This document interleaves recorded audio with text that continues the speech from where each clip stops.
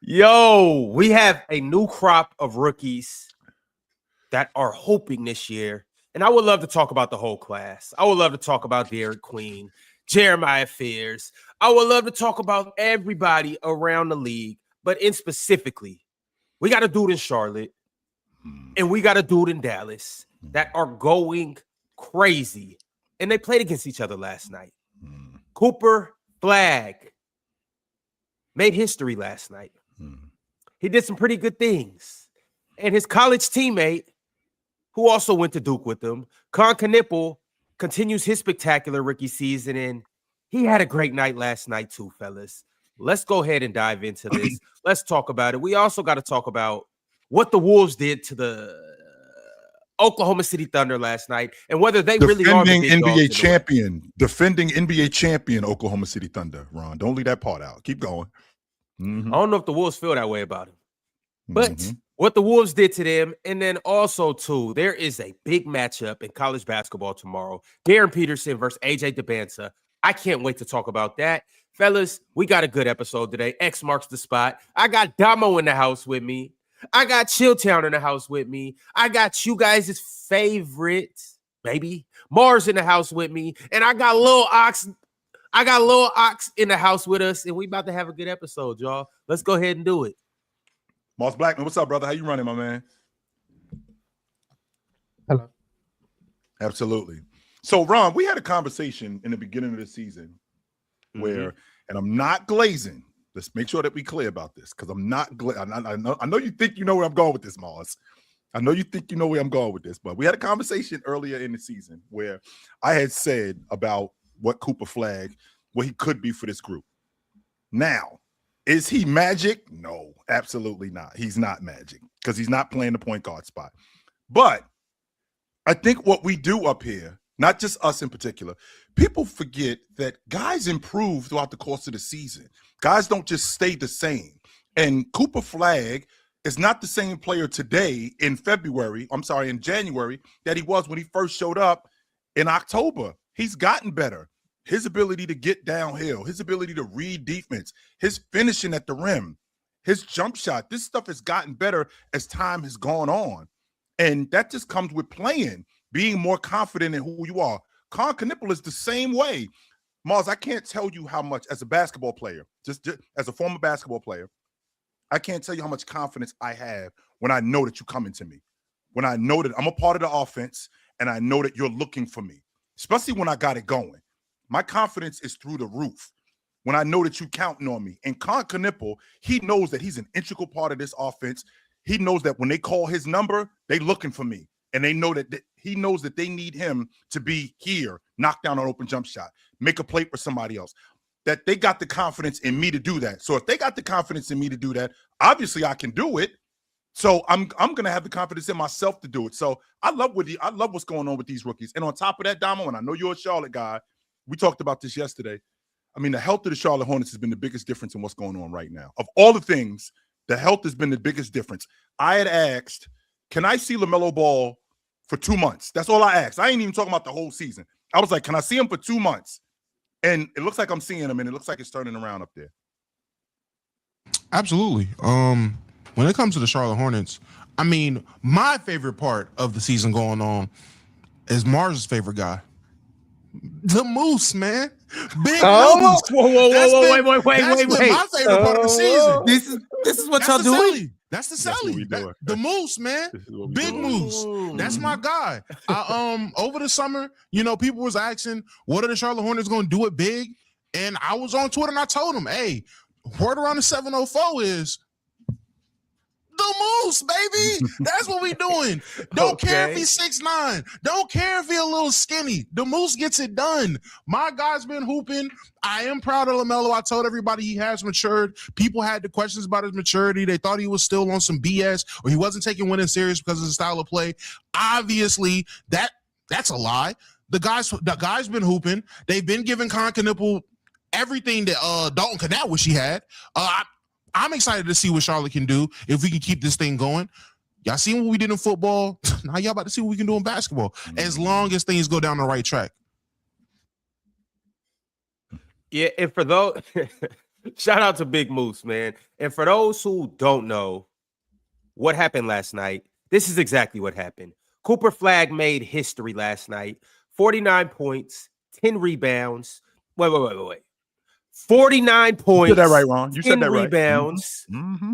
You did say that right. A few assists. He only had 2 turnovers last night. Played 38 minutes, and he went 20 for 29 from the field, 6 for 6 from the free throw line, 3 for 5 from behind the arc. One of those turnovers lost him the game, by the way. Just of course. Of course. We got a great meal going on over here. And Ma's gonna pour sugar in the damn pasta. Of course. We got a great meal. We got they a great lost the game because he turned it over on the last play. Yes, it's not wrong. But here's the difference with that, Mars. The difference is he said only had 2 turnovers, like he didn't have the most consequential turnover. And he did have a block that wasn't a foul. That was a block. A foul. Which by the way, I've seen that body to body contact. That's a foul. Which by the way, Damo, those 49 that he had, how many of them did they need to be in that game last night? All of them. Last. And they needed that lob that Caleb Martin didn't throw. That's what they needed too. But hey, it is what it is. But yeah, only 2 turnovers. Yeah, the most important. And one of them, one of them was the most inconsequential. Sure, I get that, Mars. But I mean, he did a lot of good things last night. And I ain't just talking about. I'm not just talking about the bucket getting. I thought that he held. I thought that he was good at reading defenses. He had a play in the third quarter. I ended up going back and watching it. He had a play in the third quarter where he came off a screen with the ball and he ends up missing. He ends up missing Gafford at the rim. But instead of him firing it at him now, he waits for Gafford to clear out. And then Najee Marshall comes back to the top and he ends up cracking the long ball. And I was like, okay, that looks like a guy that's reading defenses. That looks like a guy that's paying attention to the game, that's understanding the game as time goes on. Now, a less experienced guy, a guy who isn't paying attention, probably would have turned the ball over. And I'm seeing growth from Cooper Flagg. And that's the thing that I'm appreciating the most about him. My question when it comes to the Charlotte Hornets, and listen, I don't want to be that guy, but with how Kon is playing, with how Lamelo is playing, with how the Moose is playing, how soon until we trade Brandon Miller? Why his value is high? What? Oh, how soon do we trade Brandon Miller? What is happening? But why is he not in that group with how he's playing? Nah, listen.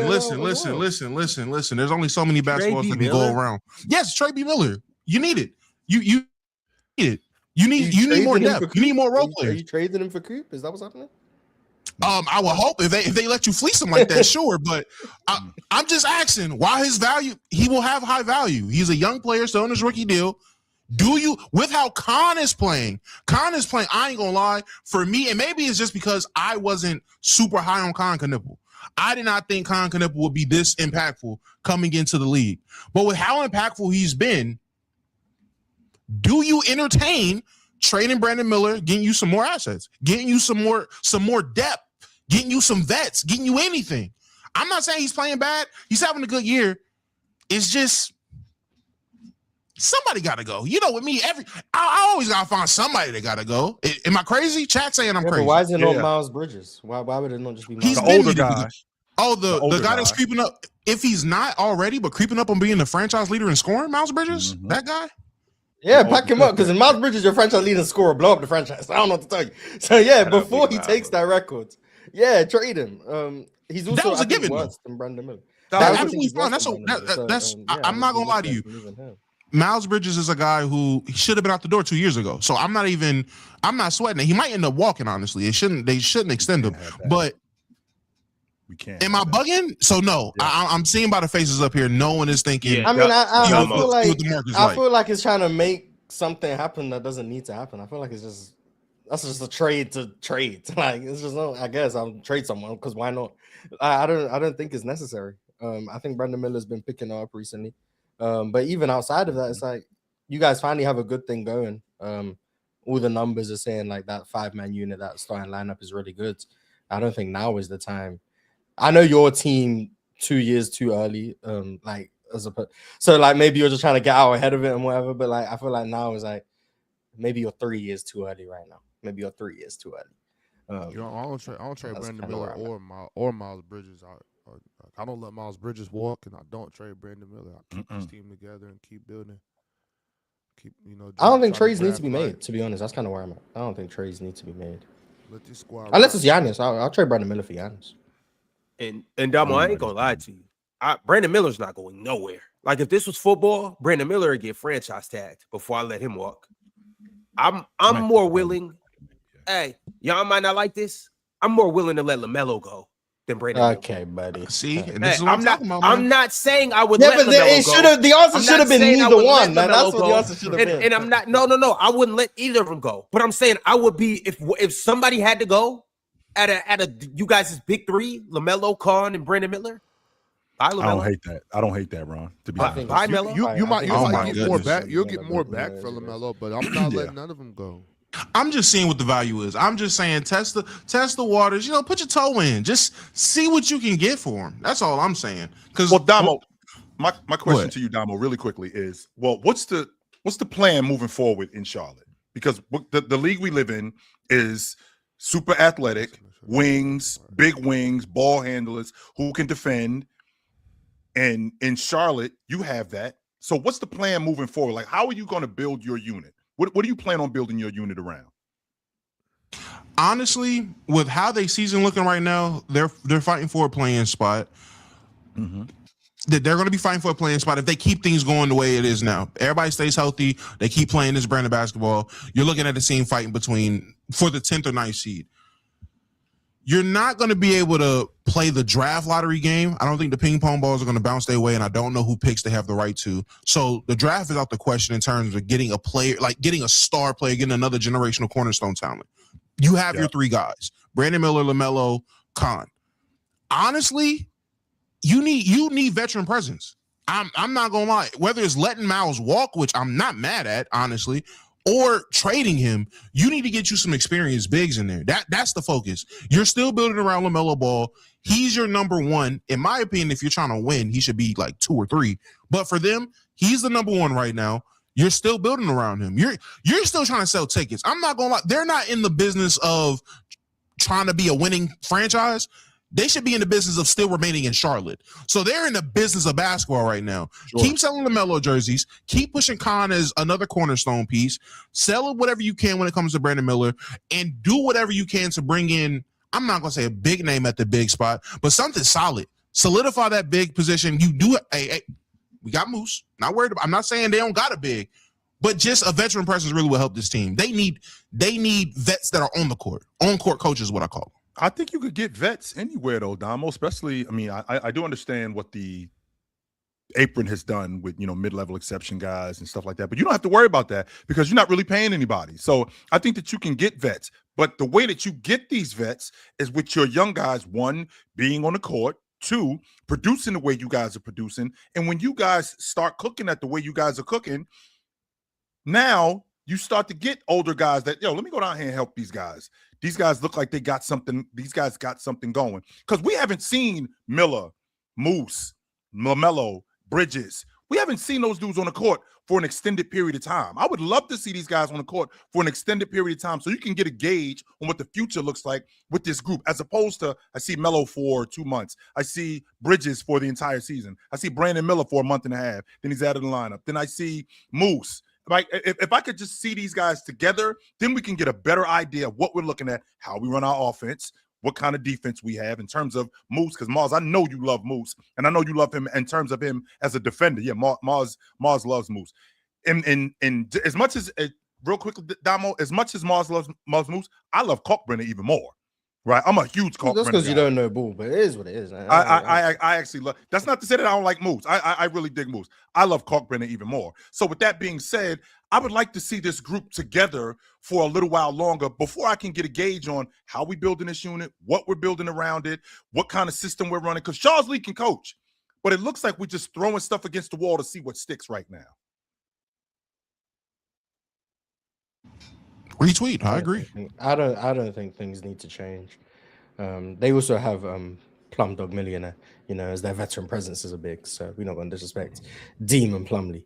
Thank you very much. Is Plumlee getting minutes? Well, no, because we got the best big in the league, but veteran presence. But But no, I think the Hornets are good right now. I do think it's in their best interest to like prioritize their draft pick this year as opposed to like losing in the play-in or getting obliterated in round 1.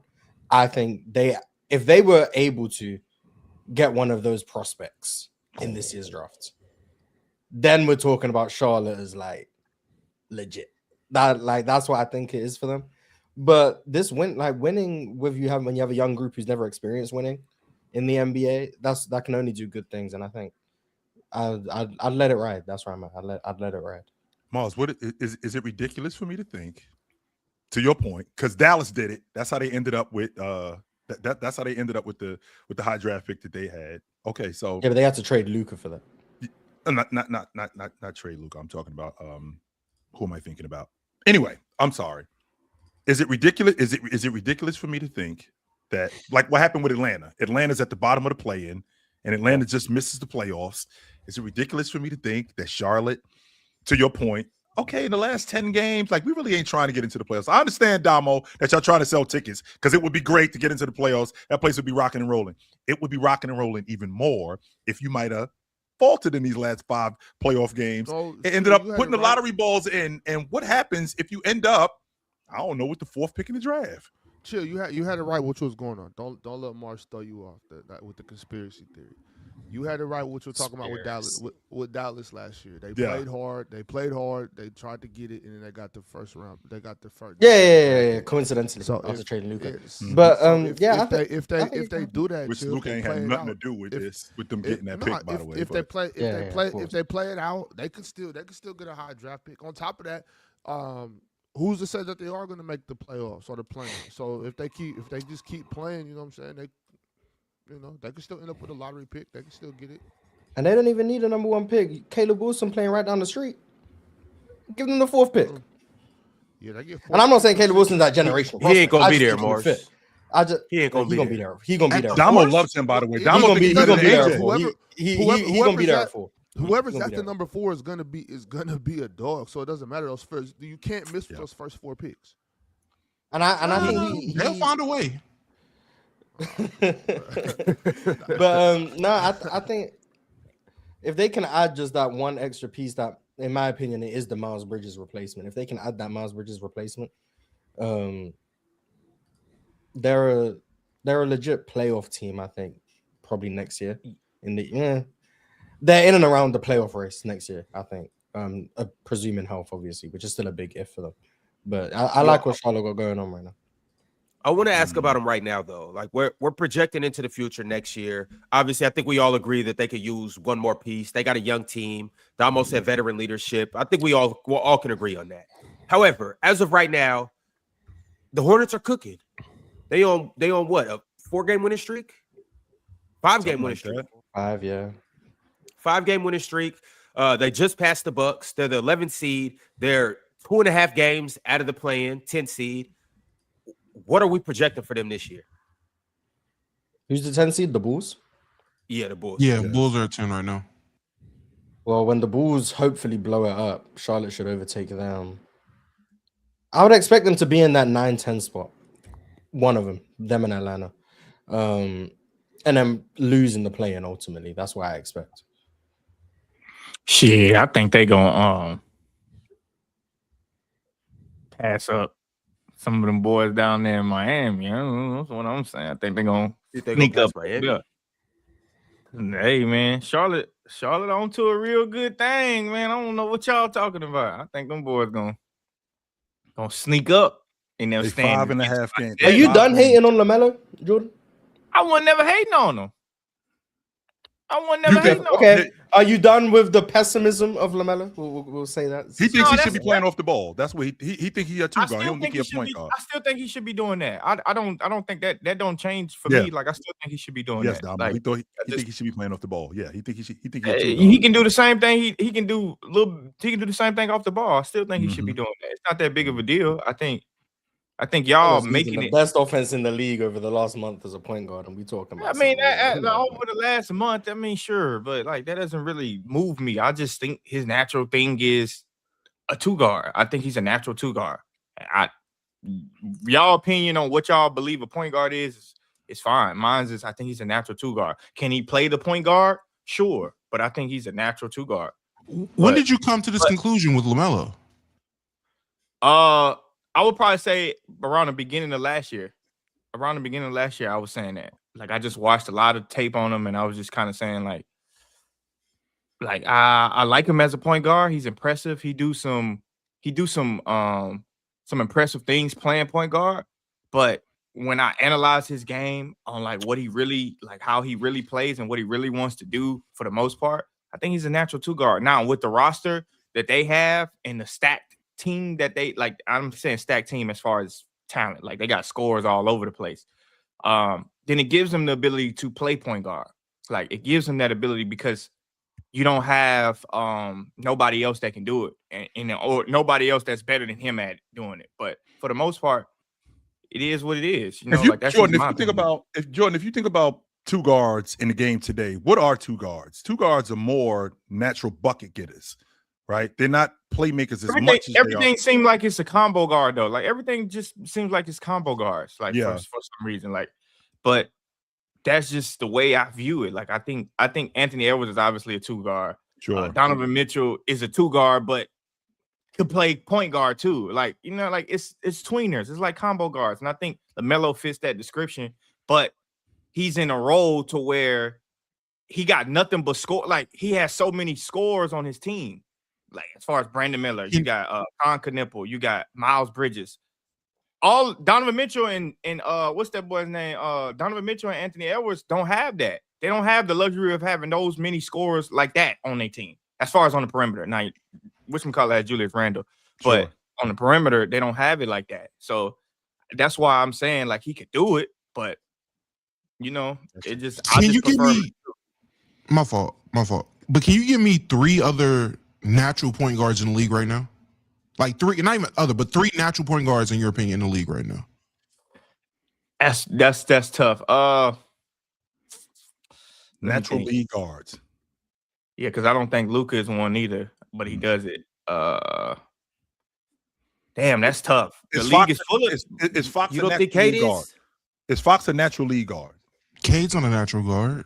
And I wouldn't say Fox either. Cade's probably closer to a 2 guard than LaMelo is. That's what I'm saying. I was I think they're both point guards. Just want to make that clear. Mm-hmm. I think they're both point guards. I didn't say Cade, but I would agree too, though. But I think that's just the way the league is going. I think that's the way the league is. You know, when I was pushing back on this positionless league, it's not a positionless league. It's position like, but I feel like that's what it is.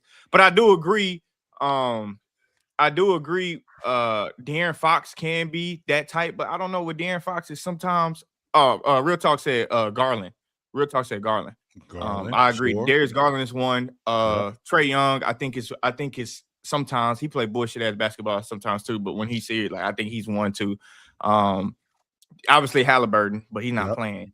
Wait, what makes Trae Young a natural guard and a natural point guard and not LaMelo? The height? No, they to me they play totally different. I don't know like why are you saying like what makes that like the height, like the way Trae Young plays basketball is different from LaMelo. I feel like it's the same brand of basketball. I mean, they take some badass shots, but as far as seeing the floor and getting guys these type of buckets, the way they pass the ball is totally different. The way Trae Young and LaMelo pass the ball is totally different. It's like I would have to sit down and break it down to you. It's a long discussion.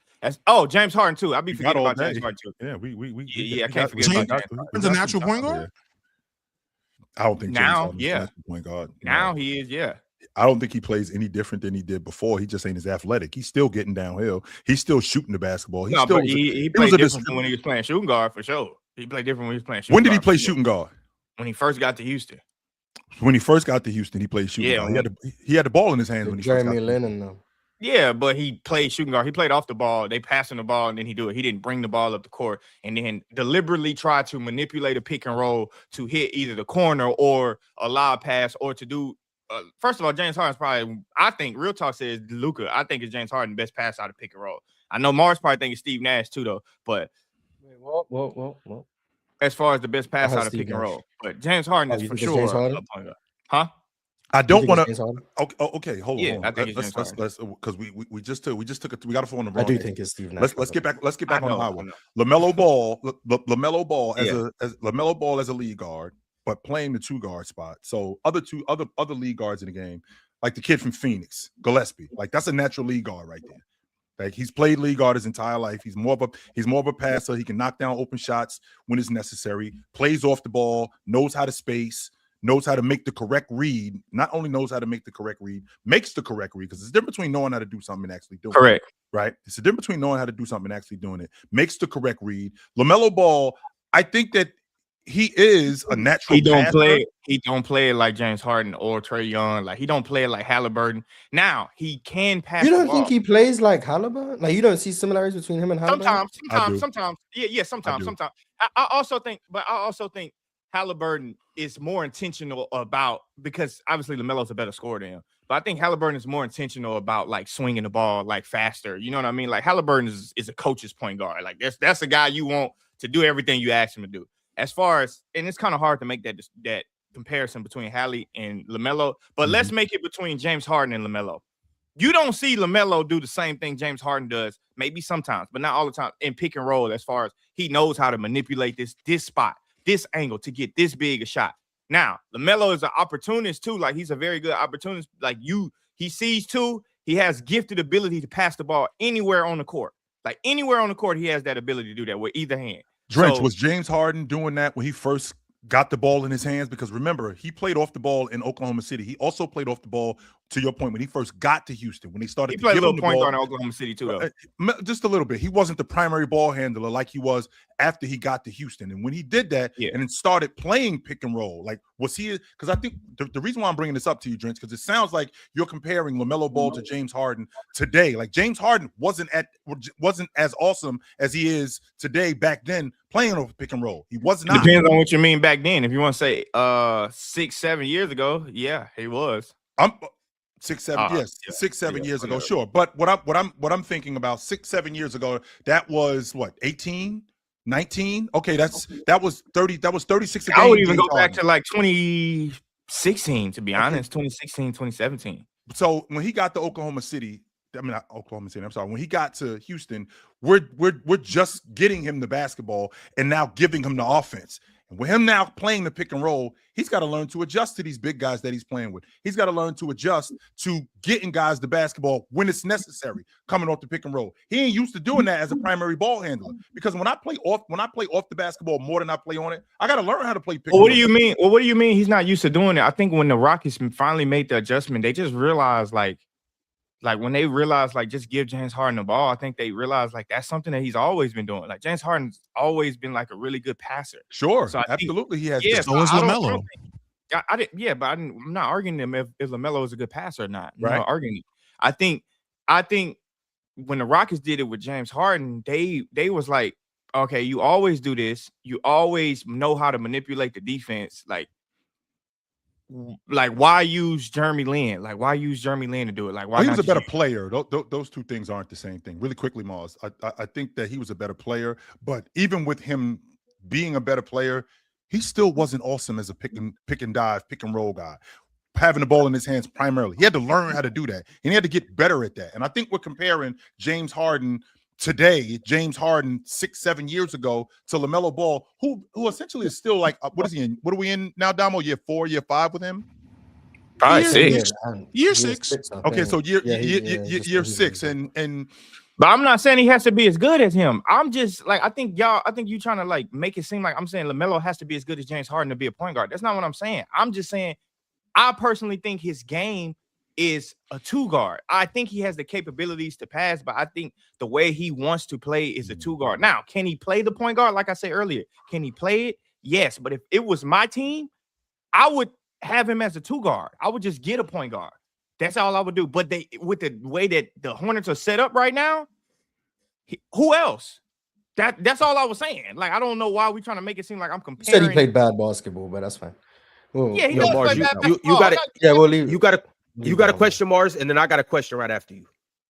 Yeah, I just want to make sure I'm understanding. So are you making the argument that like James Harden and Halliburton's and all these traditional or more traditional point guards, they're more methodical. Like they pick, like they think ahead of what they want to do, whereas LaMelo is more like reactive in terms of like he's not really playing with a plan, but if he sees the defense do something, he can make reads. Whereas James Harden will pick his matchups and like manipulate the game, whereas LaMelo is not really manipulating the game. More so, he's just playing the game. Does that make sense? To an extent, I think in spurts he manipulates the game. Yes, I think in spurts he manipulates the game, but I think he naturally wants to try to score, and then, well, if you ain't, shit. If I gotta pass it, I'm gonna pass it. Not like to the extent of Luka, because Luka is totally different from. I was about to say that, Drench, because you said the same thing about Luka. You said the same thing about Luka. Luka is. I don't agree. I don't agree with that definition. Yeah. Isn't that what Halliburton does though? Yeah, can you explain Halliburton playing that way as well? Reactionary? He just reacts to whatever the defense gives him. Halliburton and LaMelo, to me, like I would define Halliburton as reactionary. I'm about to say, watching, like I'm with Mars in terms of watching LaMelo and Halliburton. They're super similar. Just LaMelo's way quicker to shoot. His shot tendencies on the high. No, just Halliburton's a way better decision maker. I think Halliburton is a better decision maker. That's way better. I think he is, but I think Halliburton might be the best reactionary though. I think, no, there's nothing wrong with it. Being reactionary, I think that's the mark of a good decision maker. When something pops up on the fly, you are able to adjust and make a split second decision. Like it is cool to premeditate things. Like, no, I'm going here and I'm gonna do this move. But a lot of times that'll get you in trouble, thinking it like trying to do something before the defense is even set. Those are the special guys, Ron. Those are the special guys that can see the game like plays ahead that you're talking about. Those are different guys. That's Joker, that's Bird, that's Magic, that see the game 2-3 plays ahead before they do something. Like most guys are reactionary players because they see the game like what it is right now. I don't think that's a bad thing. Halliburton sees the game at least steps ahead. I think the difference between LaMelo and Halliburton, they do similar things. Like they both skip the ball up. Like they both want to hit ahead in transition. But I think Halliburton is more intentional about seeing the game a few plays ahead. Like I think he just sees that. Like even when you see sometimes when he put guys in spots to attack, like Pascal in spots to attack, like you can see him deliberately move over and say, you got to attack from this spot or you got to attack from that angle. Like I think that's what I'm talking about when I say I would much rather have somebody do that for LaMelo than LaMelo do that for somebody else. Like I would much rather LaMelo do that. I think he's a better scorer than he is a better passer. But that's my only gripe to this point guard thing. And I think y'all are over analyzing why I say he's not a point guard. Like that's just why I think he's not a point guard. I'm just saying I think he's a better scorer than I think LaMelo is a way better passer than he's a scorer. Like that's do you think Luka's a better passer than he is a scorer? I mean, better scorer than he is a passer? Yes, of course. That's why he does what he does. So he should be playing the two guard too. Gifted passer. It's very hard. It's very hard to say that with Luka because why? You just said that about LaMelo. You literally just said that about LaMelo. But I'm gonna tell you why it's hard. Can I tell you why it's hard to say that about Luka? I'm listening. It's very hard for Luka because one of the things he dominates in is pick and roll. Like Luka's very good in pick and roll. Mm-hmm. Like so, and he's good at it because he like not only because he can pass. Like I don't want to say this because then these Luka super fans gonna say, "Oh, you think Luka can't pass?" No, I'm saying Luka wants to score out of pick and roll. That's what he wants to do. He wants to score. He don't want to drop the dimes like that unless it's a lob. But it's very difficult because how Luka's style of play is like that's kind of iffy. I don't know. And when he played in Europe, he played a little bit different. Mm-hmm. But in the NBA, Luka kind of ISOs a lot more, so it's kind of a little bit different. And then the way the Lakers roster set up, Luka is the prime, obviously outside of LeBron, but he's the primary like ball handler. Like he put these guys and like I don't know, this shit is a little weird. But so it's kind of different with LaMelo. Mm-hmm. That's Luka and LaMelo is kind of different in my opinion. I just feel a lot of my pushback is coming from the fact that you're making it seem like, and my fault, Ron. I'll just wrap it up with this. You're just making it seem like he has to play like X player in order to be a natural guard when honestly, natural guards have evolved at this point to what combo I don't like guards the used to word be. evolve though. I don't like the word evolve. That's what it did. What? Why not, Jordan?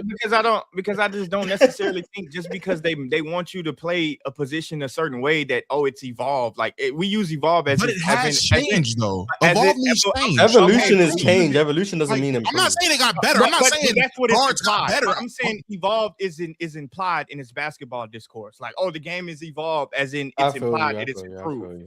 Yeah, that it's improving. That's why I'm saying I don't like it that. I don't like that way. Like that's what Damo was trying to imply, that it's better to do it this way. That's not what I was trying to imply.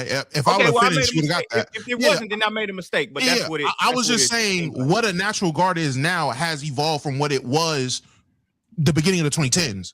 Like a natural guard used to be a Chris Paul, a Rondo, a Steve Nash, Jason Kidd type of player. Now combo guards are looked at more of natural guards in today's game. I'm not saying it's better. I still prefer true point guards. I'm still of that terminology of calling people true. I still like that. That's why I was so high on Halliburton years ago.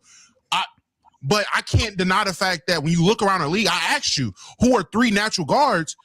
You had to look to the sky and think for real. Like that didn't happen before. And a couple of the ones you named are 38. So like, exactly. But that's why I said. But that's why I said what I said though. That's why I said if it was up to me, I'm not saying I don't understand. I never said I don't understand why the Hornets have LaMelo at point guard. I wasn't saying that. I just said if it was up to me, I would like to see LaMelo not have those duties, and I would like to see him read and react as a scorer off the ball. Somebody else setting the table for somebody else, and then when we get that ball to LaMelo, we expect LaMelo to be Anthony Edwards. I want LaMelo to be Anthony Edwards. I want LaMelo to be. That's not who he is, though. That's not who he is. I think he can be. But why hope for him to be something he's clearly not? We've seen him since he was clearly not. Hold on. No, clearly not. You're just higher on him as a scorer than I am. I'm not just saying, but he's clearly not. I'm higher than him because he also plays. But we've seen what he was being formed into as a 13-year-old playing high school basketball. We've seen the vision. His dad prepared him to be what? When he was 13. His dad prepared him to be. His dad prepared him to be a mix of Lonzo and LiAngelo, which means I have the shot IQ and tendencies of a sniper, but also have the playmaking of one of the best prospects we've ever seen in Lonzo Ball. But that's who he is. He's not let's change it up now he's going to be Devin Booker or Anthony Edwards. No, gang. That's not who he is. Hold on, because I got to stop you. If that's the case of him being a sniper and then having an IQ, Devin Booker's a good passer too, though. But we just found that out when he was forced to play point guard because they we knew that about Devin Booker. We knew that about Devin Booker. But I think I'm following you, Jordan. I see your vision. So y'all saying y'all didn't know that about Devin Booker? We did not know that. I'm saying we as a community did not know Devin Booker was a good passer. I did not, Jordan. Until he was forced to be on ball. I did not. When specifically did you? Okay, when specifically did you know that Devin Booker was a good passer? When he was forced to play point. Yes, when he was forced to play point guard. He played point guard way before 2 years ago. Yeah, and he wasn't as good as a passer. And he wasn't that good as a passer. No, he was not. He wasn't a 12 dime. He wasn't a 12 dime processing guy like that. No, he was not. What? 2-3 years ago. Hell no, he wasn't. Got on Devin. You had to just get on Devin Booker. No, I was always on Devin Booker. He was not okay.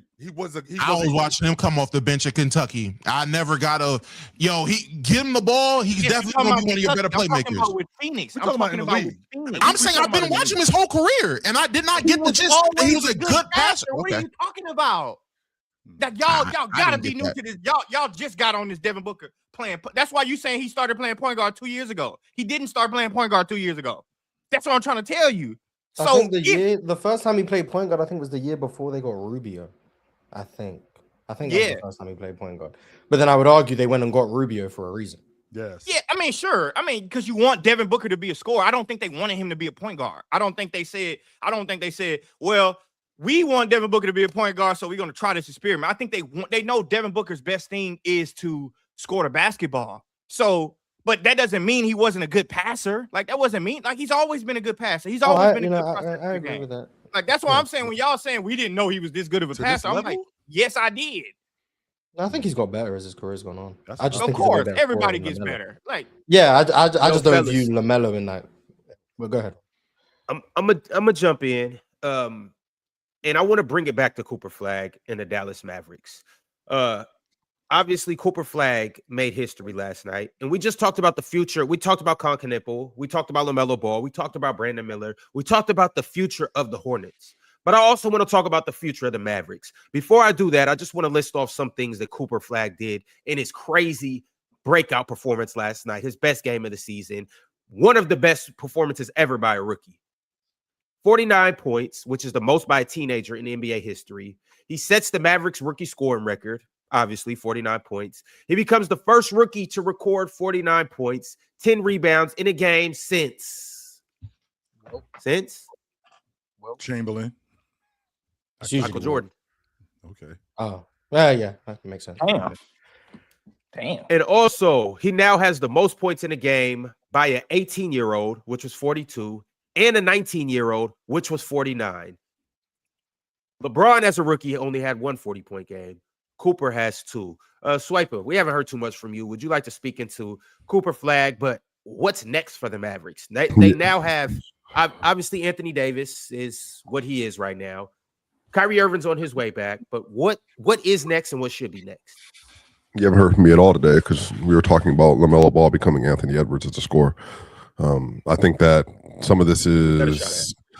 It's not a shot. It's just what was happening. It was just lame. It was just lame. Just call it what it is. It was just not a shot at all. It's just like that was. No, I know it was just lame. I wasn't participating in the conversation at all. Yeah, it was just lame. I don't know what's next for the Mavericks other than Cooper Flagg is the future of the Mavericks. They lucked into somehow getting one of the best prospects in the last 25 years, and he is like already year one. I mean, y'all might think this sounds crazy, but like rookie year Coop, rookie year Luka. I'm kind of like, I think I'd rather have Coop. I mean, I'm not even tripping. Like, I don't know how y'all feel about that either. Like, why do you like? Well, Coop I mean, more? it's just I think the scoring peaks is what it is. But Cooper is such a much better defender, and his floor is so high already as a rookie. And I think everybody up here pretends to like defense, and including in the chat. So I think some of this is like if you already are showing the capability to being like a top level defender, and you can be a really good scorer. And I think he'll never be what you wanted him to be, like the Magic Johnson-esque player. But can he become like a Scottie Pippen? Nah, I want to use historical comps because that's going to get nasty. Jalen Johnson wasn't a terrific passer when he came into the league, but he also had really good skills. But he's like a Jalen Johnson without the same level of passing because Jalen's an incredible passer, but like he can be a really good, like he can be a 27, 9, and 6, 7 dude. And I remember Chill in the 2020-2021 season. Well, I remember when you liked Julius Randle. Julius Randle that year averaged 24, 10, and 6, and he shot 40% from 3. And I remember it was him and Larry Bird and Jokic were the only people to ever do it. Cooper Flagg could legitimately join that crew and be like a consistently 24, 28 to that range, 10 rebounds and 6, 7. He's gonna be a little more than 28. Well, I'm saying it just depends on. You think he could be a 30 a game guy, Ron? You think he could be 30 plus? Chill, easy. Are you guys seeing what he's doing as a rookie? Yeah, like he hasn't even downloaded and developed the game. He's still growing into his body. Like, are you guys seeing how easy it is for him to get to the rim? You guys got to factor in with guys that get to the rim with this much ease. Yeah, at this young of an age, like it's only going to get easier for him to get to the rim. What's going to drop off though as he becomes a 30? Like what's going to drop off? Because there's no way we're going to see LeBron out of that. Like something's going to drop off. The defense, the passing, what it's going to like. Why does it have to drop off though, Drench? Like what? Because we talking about a 19-year-old. I'll finish it, Ron. I don't know if 30 is the number. I don't think that necessarily should be the number. And I think again, when you place 30 on people, it's like only 3 people are averaging 30 in the league right now. I think Jokic is 3rd, and then I think it's Shea and Luke, and everybody else has dropped below 30. Giannis is still there, but he qualifies. Maxi's not still at 30. Is he still at 30 right now? He just had like 40 last night. I know Anthony Edwards was at like 29.7, so he's not at 30. But 5 people around that range. Maxi at 29.4. Right, so there's 5 people within that range. I mean, that's still a lot. Jaylen Brown. It's actually 2 guys that's averaging 30, and that's Luka and Shea. That's it. Jalen dropped 2. Yes, he's okay. Jalen, Tyrese Maxey, and Donovan Mitchell are all at 29.4. Okay. So I do think some of this is too Ron. Like, I don't think he has to score 30, but what I will say, man, and Jordan, obviously is somebody who coaches kids all the time and does film breakdowns and all that stuff. I think, and Damo, you're a truly elite college prospect guy when you're not trolling. And then Knox obviously is a really big basketball hoop head and all that stuff too. Like, I'm not gonna lie, bro. Cooper is crazy, bro. The shots that he was hitting, and it's just the pace he plays with. And bro, he is 19 and he is monstrously big. Like, I don't think like he's Anthony Davis's height. Focus, drench. How big is he legit? He's 6'10". Is he 6'9" legit? He's saying he's he's 6'10". Him and Anthony Davis are damn near the same height, dog. That's like crazy. And he's wide. Like, he's not like he's a very like big 19-year-old, bro. Like, it's unbelievable. Like Paolo, how much he has. Like Paolo, like legit 6'10". No, Paulo's a different build. Paulo's a defensive end. That's Mario Williams playing playing basketball. You know, but Cooper's a crazy athlete, man. I think the Mavs, like, for them to be walking into this, and I was watching the broadcast yesterday too, the Charlotte broadcast during the game. They were just like, bro, Duke is probably looking at this like, how didn't we get the job done? Like, we should have went 40-0 because Kon is crazy, bro. I'm telling you, this dude looks like an IRS agent.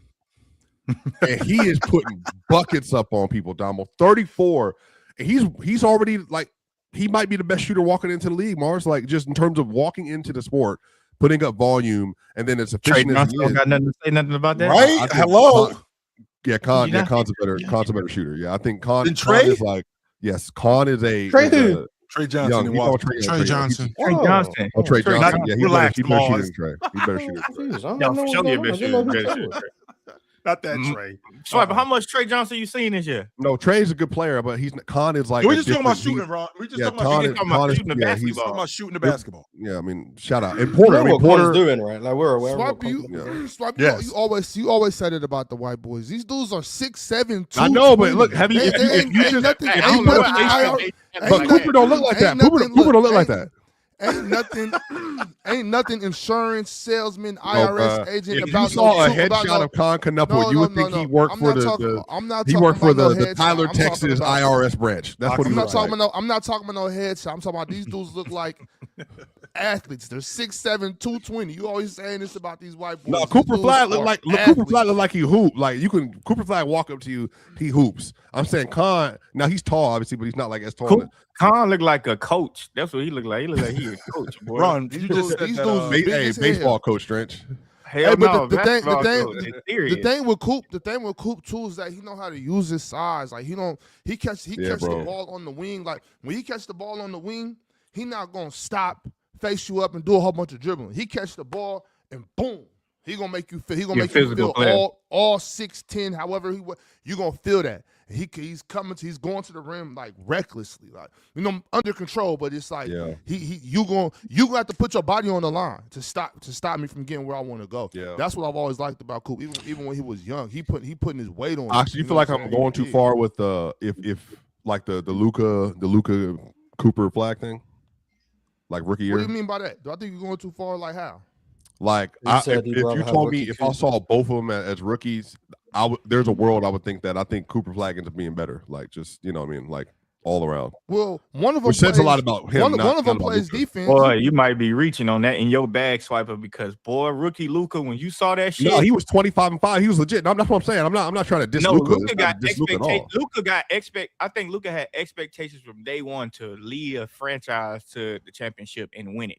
And he still got those. Not that Mavs team, not the 2018. Yeah, Mavs. But he had expectations to come in the league and produce. NBA, that was the expectation. Yeah, like, not to win a title though. Not to win a title. It was just to be productive. It was to live up to the hype. And no one looked at that Mavericks team and said, "Hey man." That's why he also went 3 for a reason. Like, he went 3 because people thought Bagley and they thought back. And then remember the Hawks made the trade to like the Mavs lucked out. They literally called this man Holly Luka.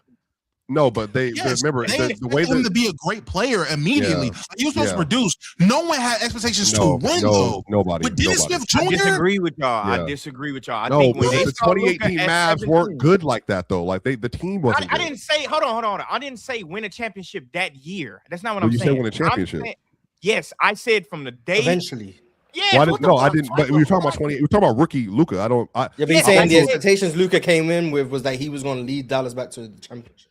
Is that not what people were saying about Cooper Flagg? Yeah, okay. I don't know. Everyone was kind of just expectation arguments y'all having is gonna have no finish line.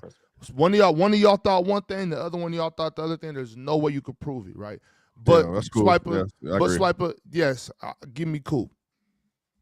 I know, but I'm not surprised Ox will say that. But I'm just saying, Luka as a rookie, that's not crazy though to say though, Jordan. It ain't crazy. It ain't crazy, but I think we kind of shitting on Luka a little bit, bro. No, hell no, we're not shitting on Luka. No, it's not at all. It doesn't have to be that kind of combo. They don't need to be weird. It's just I think I was very high on Luka. What do you mean? Give me Coop. That's weird. No, it's not weird. It's not weird to express that and then preface it with the question that like, hey, Luka was incredible. Or based on what you're seeing from Cooper Flagg, would you prefer Cooper Flagg over Luka, given what you're seeing, and they both play for the same organization? By the way, Damo, we're 7 years apart in the draft, and then you get both of these players, which is nuts. No, I'm saying I hear your question, and my answer to your question is no. Like Luka, from looking at Luka's talent, you do realize, like, I think probably like his second, third year, they was like the conversation was like best in the world type. You're talking about second year Luka. We're talking about rookie year. Yes, but it was based off from his first year, then his second year, and then now his third. That's what I'm saying. Like based off of Luka, I'm just talking about rookie season though. Like you're bringing up two next year, and I agree. Like 28, 9 and 8 Luka was incredible. 27, 8 and 8 Luka was incredible. 21 rookie year, 7.8 rebounds and 6 assists. Luka was great. Like I'm saying, but like Kon is a different kind of player. So he's obviously not going to be the same PRA demon that Luka was, Jordan. But to this point, though, I ain't say Luka about nothing about no PRA. We're not talking about Kon. We're talking about Cooper. Well, that's what he. I mean, it's not a diss to Luka. That's what he meant. He meant Swiper, is it fair to say that when he showed up in 2018, 2019, the game was way different? I mean, as much space as we had back then, in addition to space, as much as these guys were in terms of athletes, in terms of how much better ball handlers they were. I think we got a different game in 2018 than we have in 2026. A completely different game. I think that there's bigger guys. Like we can't do the small ball logic anymore because we got a lot of bigger guys that play at that level. So because of that, and a guy like Kon, not Kon, I'm sorry, a guy like Luka, a guy like Coop, who's able to manipulate defenses at that size. Like we ain't have a bunch of 6'10" guys running around handling the basketball like that. We ain't have a bunch of 6'10" guys getting to the rim like that as rookies. We ain't have that. Yeah, the 6'8" guy doing it though. You know who his name was? Luka. Yes, we did. We did have a 6'8" guy doing it. Yes, we did. A 6'10" guy. Like I think we got more of those guys today than we did back then. A lot more. I think that's because the league has changed. Isn't that fair? Yeah, it is. But it is. We can't say just the league has changed. I think we gotta like just compare the players. Like, what is the ceiling for what y'all see Coop is going to be? That was the conversation. Yeah. All right, Greg. So let's compare the players. Cooper is probably going to be a DPOY candidate. We agree. Better athlete, which is going to possibly. I don't know if I could just automatically give him DPOY candidate. I don't know if I can just automatically. Just say all defensive caliber. Okay, so he's going to be all at the low end. He's an all league level defender. Okay. Is that fair? All league level defender. All league level defender. Do you think Cooper can be a top, let's say a top 15, top 10 scorer, Jordan? Yes. He could be. He could be. Yeah, I wouldn't give him top 5 though. I wouldn't give him top 5. You guys understand? Every Jokic is not 10 years from now. When Cooper Flagg's in his 11th season, Jokic is probably not going to be here. He's not. Giannis is not going to be here. These guys are not going to be in LeBron. Okay, LeBron's still around. He's not a top 10 scorer right now. So I'm saying though, like Cooper is going to be that. And then watch LeBron. Wait, chill. This isn't about LeBron. Chill. This is not about LeBron. This has nothing to do with James. This has nothing to do with James. But you're erasing those guys, making it sound like there's going to be other dudes that come in the league that's bucket getters. Yeah, elite absolutely. But they're going to be trying to catch up to Cooper. That point, Cooper's going to be Lamelo. What do you mean? No. Bro, we acted like Cooper Flagg did not just score 49 points. Okay, number one, he did do that. Yeah, he did just do it. Then you it's not a coincidence that he was the youngest player to score the most points at 18, and now he just did it at 19. If you just go back in history, the guys who typically do this at young ages, they typically go on to be the best scorers at 20, 21, 22, the record 30. Broke, I think, was Brandon Jennings, if I'm correct. I'm about to say, how old was Brandon Jennings when he dropped 51? Because 55. Respect Brandon Jennings. And then let's look at everybody else that's on that list. Let's look at the 2, 3, 4, 5, 6, 7. Like, come on, y'all. Like, I think we are heavily discounting how good of a scorer Cooper Flagg is today, scored 50 and what he's going to be. He did. I'm not discounting. Is that a Cleveland Jr.? How good Cooper Flagg is? That was Rockets again. That was when he gave 50 to Drew Holiday.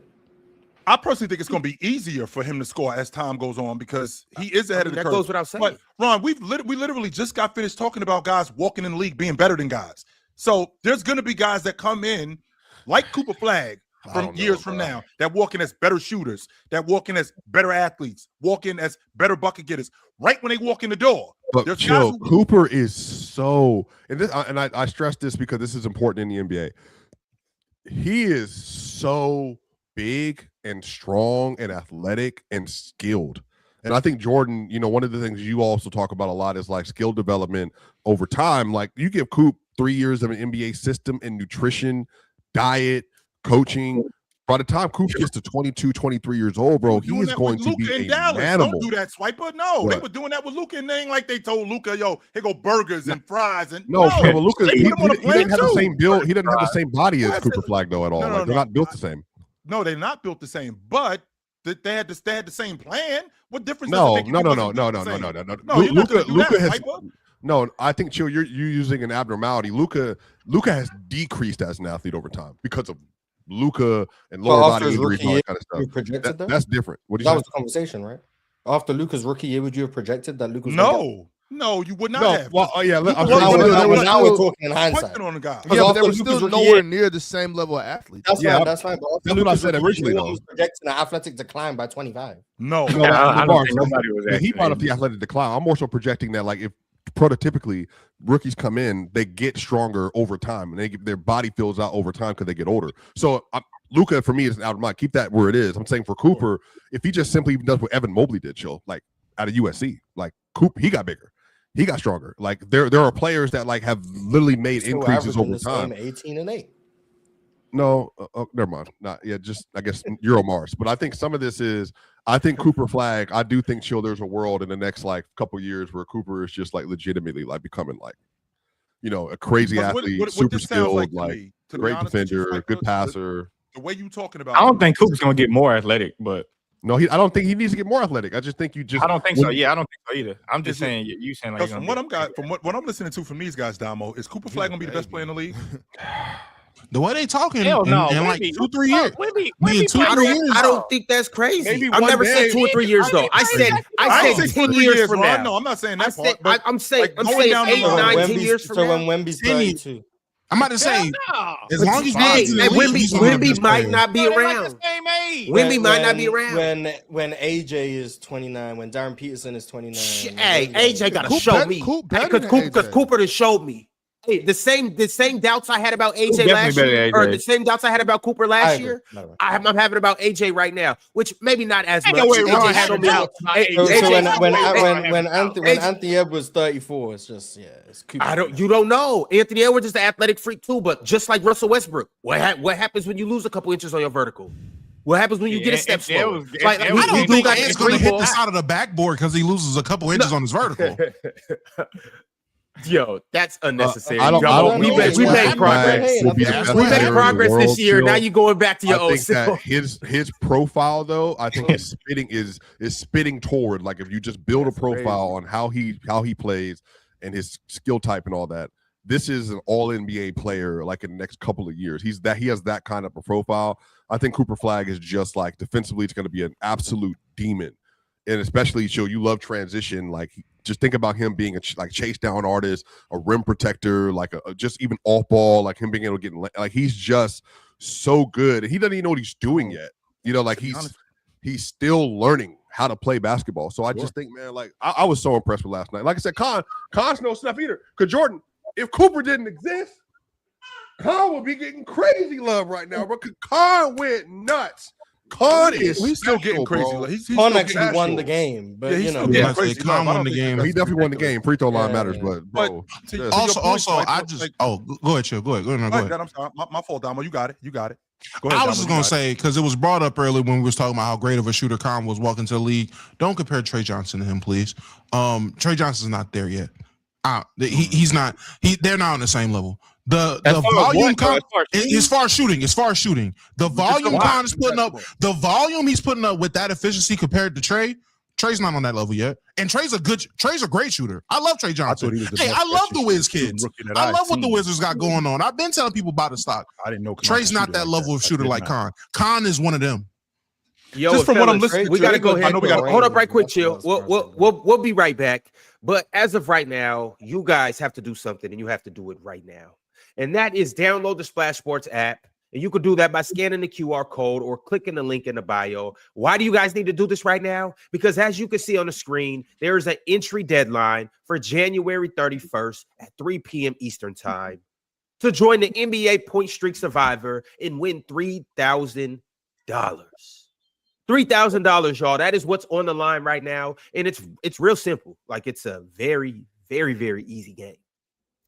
All you have to do is pick a player to score 20 or more for consecutive nights. And you have to keep doing it longer than everybody else that's in the contest.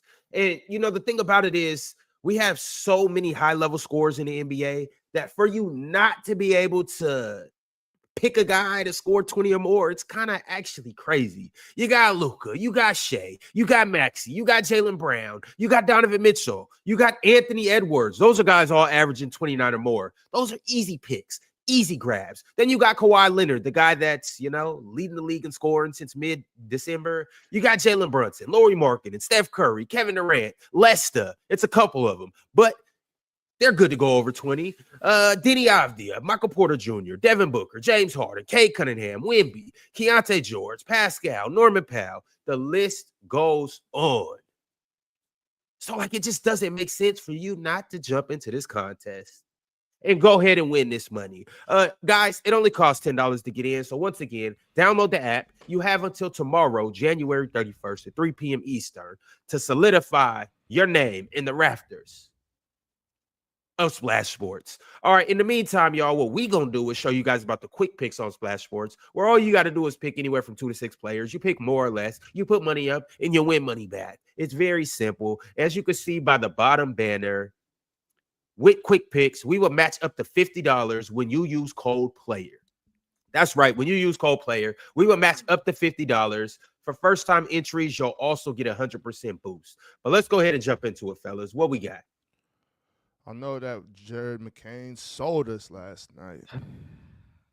You want to show that? No, we don't need to. I don't want to show that. I want to show that. First role player to sell the bag, man.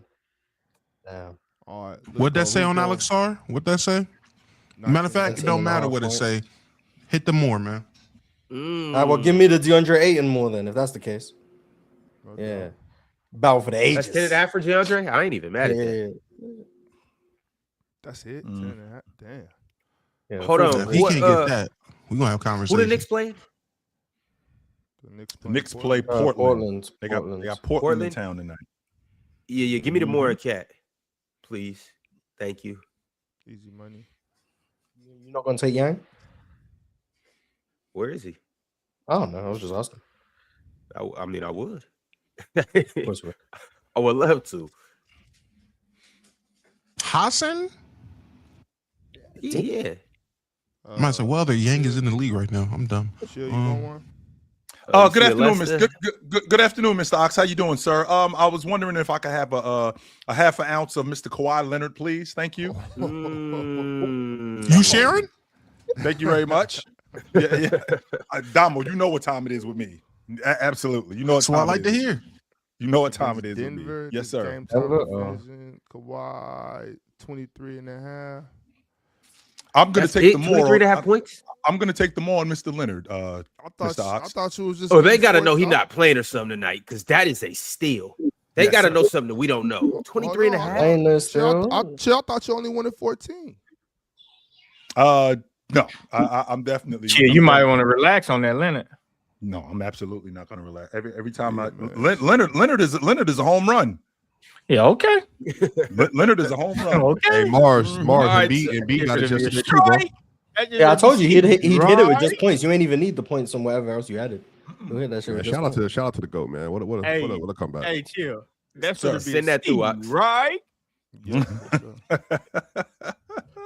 Don't let Ox get you in trouble now. That's gonna be a Steve, right? I know when to keep the bat on my shoulder, Drench. I ain't swinging at anything. All right. I got to pick right. Y'all better get on LeBron since Ron talking about LeBron not a top 10 scorer. That over? Shit.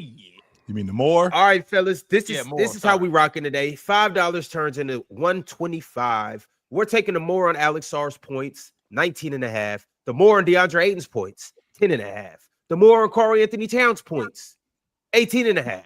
The more on OG Anunoby PRA, 23.5. And last but certainly not least, Kawhi Leonard, 23.5. Y'all, that is a gimme. We're going more with Kawhi as well. This is what we got. This is how we rock in. We'll see y'all in the winner's circle. Take our picks. Go make you some money yourself. Is that a layup, Ron? Is that a layup with Leonard? Oh, yeah. Yeah, okay. That's easy money. But hey, Chill, you said you want some. You said you want half hour? Games. Yes, please. I'll take some of this. You want some of that? No, thank you. What the fuck is that? I got some of this jungle juice for you. You want some of this? No, thank you. You want that? Give that away at Seattle games? What the hell is you that? Want some? Oh yeah, man. Hey, this is free at the gas station. You know how to drink. Free gas station. You drinking some free juice? He drinking some free juice. That boy drinking some free juice. Hey, it's a little more than juice. That boy Ron woke up. Everybody, let's get loose on the panel today, man. Hey, it's a Friday. In the world. Swiper, do I live in a world where I got to watch the Seattle Seahawks win the Super Bowl twice? Do I live in that world? Yeah, I think they should. I mean, they absolutely I hope they do. They're gonna walk. I'm not rooting for the Patriots. No, yeah, the only team that could have beat them in the AFC was the one team without a quarterback. So shout out to them. Drake made some trash, bro. And apparently on Press Box on Wednesday, we said that early wanted to get he got in his Samuel Jackson for Drake May, was talking about why are you being unfair to Drake May? Like, what do you mean? He sucks. Like, I mean, he's been terrible. Like, we can't tell the truth now? I can't be honest about the playoffs. Like, goodness gracious, come off it, bro. Please. No, you nasty for that shit because you was the main one up there saying Drake may throw the best deep balls in the game. Regular season, he's the MVP. I'm good with that. Hang it up. No, it's just in the regular season he was top 2 MVP. He played great. In the playoffs, he's been garbage. It's just there's no getting around it. He hasn't been garbage. No, he's been garbage. You change like draws. There's not changing. Just go look at the numbers. Who don't change their draws? They played a game in a Snow Bowl. What did you? No. By the way, Drench, don't leave that part out. No, please don't leave that. It's very important to me. Jordan. I can't see chill. Y'all sometimes what happens is you all will start talking about things you haven't fully watched, and then you'll just say things. You're the only one that was watching. No. When it comes to that game, when it comes to that game, 100%. You're the only one that was watching. In the first half, when there was no snow on the ground, he had 41 passing yards. 41 passing yards in the first half. No snow. None. No snow in the game. And in the game before, and he got sacked 5 times. He threw for 86 yards in that game, and he got sacked 5 times in that game. And then the game before, got sacked 5 times, had 4 fumbles in that game, and then had an interception, Hail Mary, whatever. And then in the first game, he was also trash. So if you look through the entire 3 games of the playoff, he has more turnovers and fumbles than touchdowns, Jordan, I don't know how to go around it. It's just he's not being good. He's not being good. I hate when 3 games they race 17. The number, no. Wait a game. Swiper is being nasty. Why do I allow for y'all to rage bait me? I really sat in. You need to go to anger management or something. We're just talking about football. I sat in I did some quiet time, and I was like, I'm not going to let these people who have not watched him play. What do you mean these people? You Negroes. You Negroes. Why do you be doing Blacks. that? You all. Everybody else. Like, what do you mean? No, because in the regular season, in the regular season, he was elite. I was good with him when I thought he was the best quarterback in the league. Yeah, but you call him trash though. You call him trash. He's been trash in the playoffs. He has been. Okay, well say that. That's what I said. No, you first said Drake May is trash. Like what? Yeah. Playoffs he's been trash, and and then on the other end, Jordan's over here like, no, he hasn't been. You haven't watched him at all. So what are you talking about? I didn't watch every playoff game you watch. What do you be thinking? Did you watch Drake May play all 3 of these playoff games? Did I what? Did you watch Drake May, or are you just being as bad? I watched them against Houston. These are not my words. These are not my words. These are not my words. These are Bama's words. Or are you a TikTok highlight watcher? Per Bama. Nigga, I watch football. I actually enjoy watching football more than basketball. What are you talking about? Well, I can tell that. You need to make a switch. I agree. Okay, we should make a switch. Don't make me insult you. Please don't make me insult you. Please don't make me insult you. You got the fakest intelligence up here. And nigga, don't ever steal my flow again in basketball, nigga. I saw you tweet my shit last night. We got some. You biting rhymes over here? What did I tweet? Nigga been hating on me all year, but gonna steal everything I see. And Swipe up here biting rhymes. What is he talking about? What did I steal? Send me the tweet. Today's X marks the spot. I have no idea what you're talking about. Let me see that mug. Swipe it. Let me see that mug. This That's nigga, tweet? Ron, that's NBA. That's NFL. This nigga stole my tweet about Shangoon. Oh, this nigga said literally everything that I said about Shangoon. This nigga literally said everything that I said about Shangoon. You're the only one that holds opinion on. Have you heard me talk about Shangoon before? All right. I think Shangoon's a great player. This man, I swear, but Ron, I'm not kidding. This man would went band for band, word for word, everything I said about Shangoon. Let me see the tweet. Type that shit like it was Jordan, like it was original. He was not. Jordan, I would love for you to find the tweet. Who doesn't think Shangoon's all that good? Do you know where Rockets? Jordan Swiper. Jordan, I would love for you to find the tweet. Send it to me. When we get to X marks the spot, I'm gonna throw that on the screen. But as of right now, y'all, we got a couple super chats, so let's get the people their money's worth. What we got, bro? Teddy Hart said, I haven't worked out logistics, but Bam and Charlotte would be nice. Bam in Charlotte. Bam show up in Charlotte. I will be courtside. I'm off the bench. I don't mind it. Yeah. Playing behind Musa? Nah, Bam next to Moose, man. What do you mean? Playing behind Musa? Oh, Bam at the 4? Yeah, I can do that. Bam at the 4, his natural position. Yeah, that's decent. Playing behind Musa. Bam can be the Bam to Moose's AD. He said he didn't work out the logistics on that, y'all. So how does that work out? Trading Brandon Miller. B. Miller is the way to go. Okay. Logistically, it doesn't work, but one can. Okay. The next super chat is from Gooch Dior. Mr. Gooch or Miss Gooch said the Hornets are rolling, and I still got to hear BS like they should trade their best scorer instead of Sir Punch-a-Lot, who hijacked the last possession, and LaMelo is not a PG. Just let Mars ISO Hornets talks, and y'all take a smoke break or something. Okay. I asked a simple question. See what his trade value was. I'm sorry.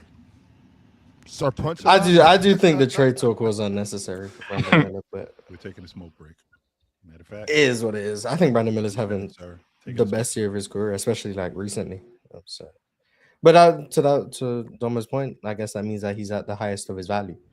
So see what that value look like. Or how about let's keep building on that. And maybe we can win. How about that for an idea? Yeah, that's where I'm at. Yeah, that's we got Knueppel, man. We got Knueppel. Brandon Miller probably like outside of Musa, probably that best defender in that starting 5. Well, definitely that best defender in that starting 5. Shoot the hell out of the ball. The 2-point scoring is getting up there now. Before he was terrible. Now he's getting better at that. Yeah, I think Brandon Miller, he's showing flashes. Chill. My thing is this though, y'all. I'm gonna keep it real. My thing is this, and y'all know I usually don't do this. I'm usually so against this, but come about, let's call it like March 3rd, maybe February 25th. Pull up on Brandon Miller and LaMelo and tell him, hey, well, your shoulder's messed up and your knees messed up. Pack it up, buddy. Pack it up. Are we shutting it down? And then at the end of March, go see Big Moose. Like, hey, good work, good season. Your back hurts. Shutting it down. I'm with you. Everybody down. They got to do all that, bro. I don't think they got. Bro, this draft is so loaded. They don't got to do all that. Bro. Yeah, but just in case, they gotta do that. But just in case, we need top 3, top 4 action. Because I mean, if you look at this roster, bro, you added Caleb Williams to this roster, you added Cam Boozer to this roster, and that'd be crazy. But the thing about Caleb Wilson, is y'all want to replace him for Miles Bridges. Like, how long will it take him to develop into as good as Miles Bridges is? It's Cam Boozer yesterday. Who'd you say? Crazy as hell. Wait, who'd you say? Caleb is already better than Miles Bridges. What are we talking about? The moment he signed the contract. The moment he says, "Thank you, Tar Heel Nation, for your services. I'm declaring for the draft." He's better than Miles Bridges. Lost your mind. So that nigga gonna come in again. That nigga gonna come in averaging 20 consistently. He could come in and average 10 for 2 years. He's still better than Miles Bridges. I don't know what we're doing. Based on what? Principle. Oh my god.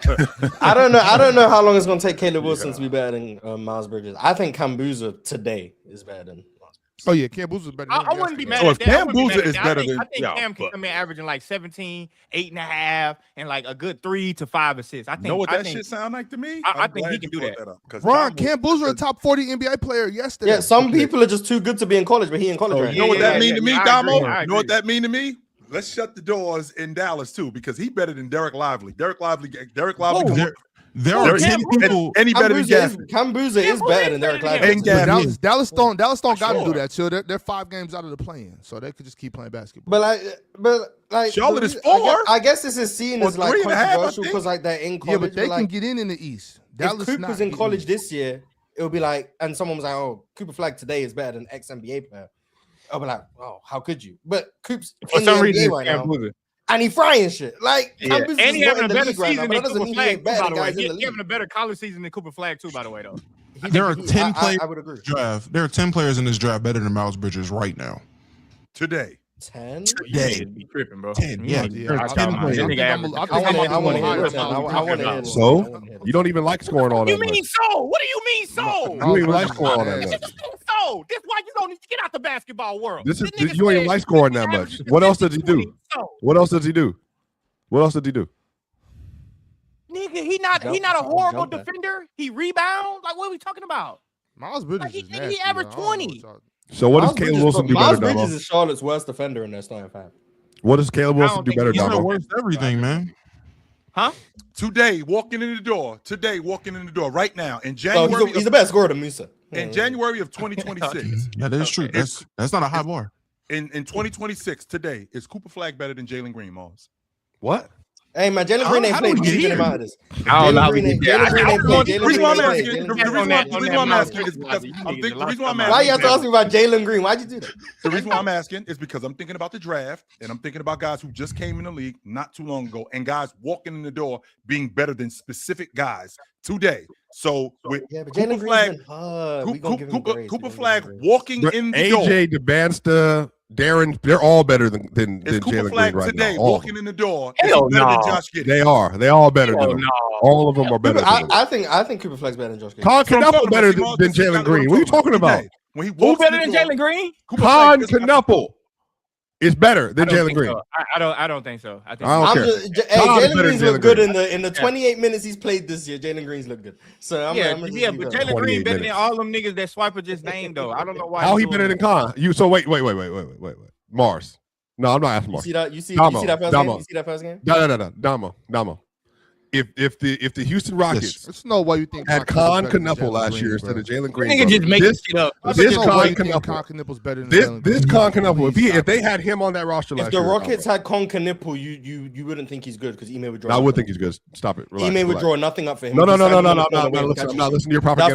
That's what would happen. That's why I didn't ask you. That's what would happen. That's why anyone who watches the Rockets. Nobody thinks Kon Knueppel stands in that. That's why he would be basketball conversation. That nigga just be jumping the gun. Would stand in the corner. I think Kon's better. Jumping the gun. Wait. Shout out Ime's also not a great coach, but I think Kon's better. Kon Knueppel would be standing in the corner waiting if he was on the trolling doesn't look good. Absolutely would. I'm not trolling. I think Kon's better than him. Trolling don't match your skin tone or your eyes. To be clear, I haven't liked Jalen Green. He's not my favorite player. I don't like Alfred Şengün, not my favorite player. Apparently, I robbed Jordan for that.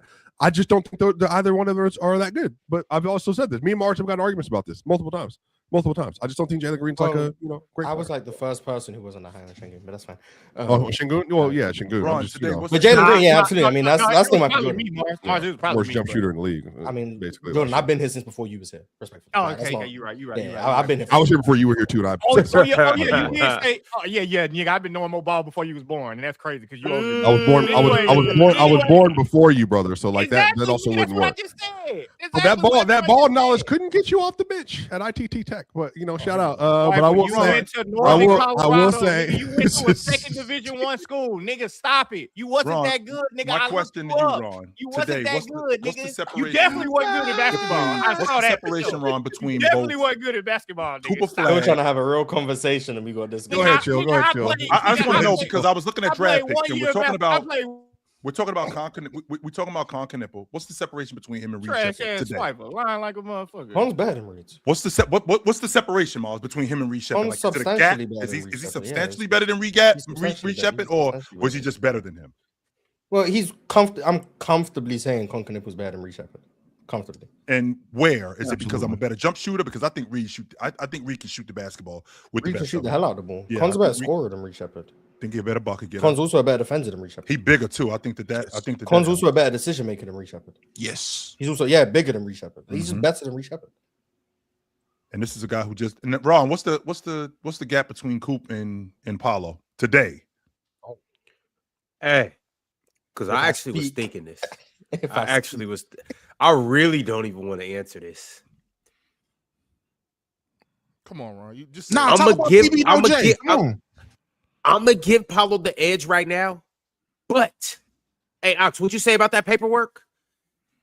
This is under investigation. Oh, yeah. Cooper Flagg is hoping this year, y'all. And like the thing about it is, I'm not just looking at production and all of that. I'm looking at the way that you get to your spots, how fluid things are, and how you're able to just get things off and your impact on the game.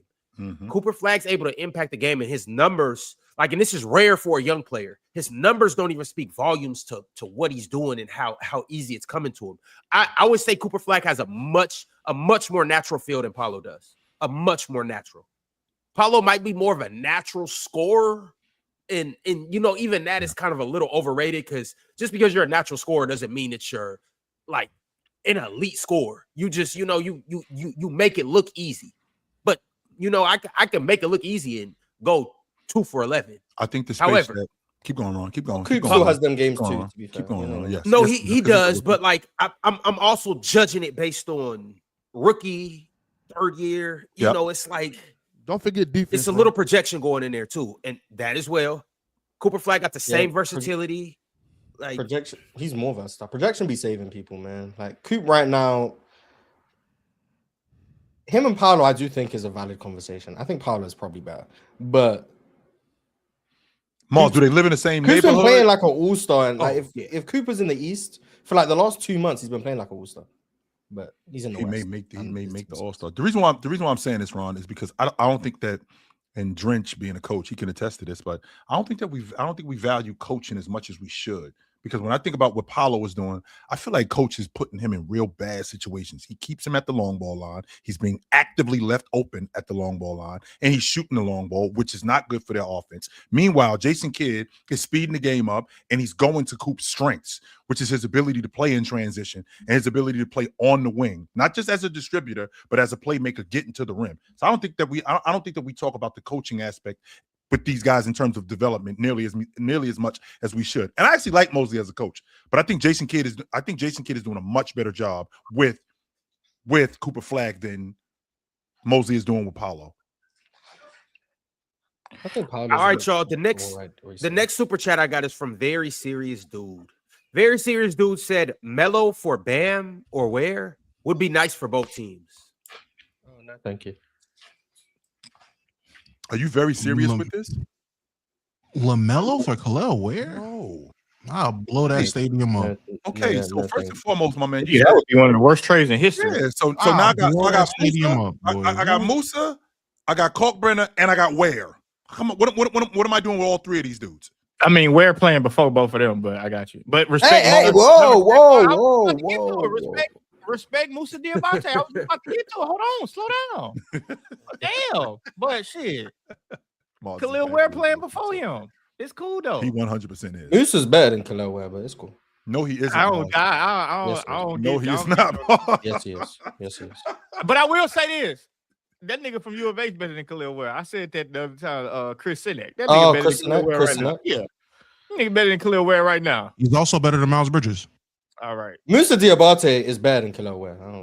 I'm standing on that. Whatever, but you guys can not know ball. That's cool. They play with a different level, with a different intensity. That's why he's better. Musa, yeah, that's why he's better. You like to motor better on Musa than you do on Khalil Ware, which I can appreciate. Because Khalil Ware's more skills. Khalil Ware's more skills. The thing about it in basketball is that right there. When you play with that level of intensity, when you're going for different loose balls than other players, you're getting your team other possessions. You're getting different rebounds. You know what I'm saying? It's just a different level. That level of intensity can make you better than the better basketball player. And I've seen it so many times. I agree. Playing harder than somebody. I might not be as good as you, but I play harder. Yes, that means that I outplay you. That shit matters in sports.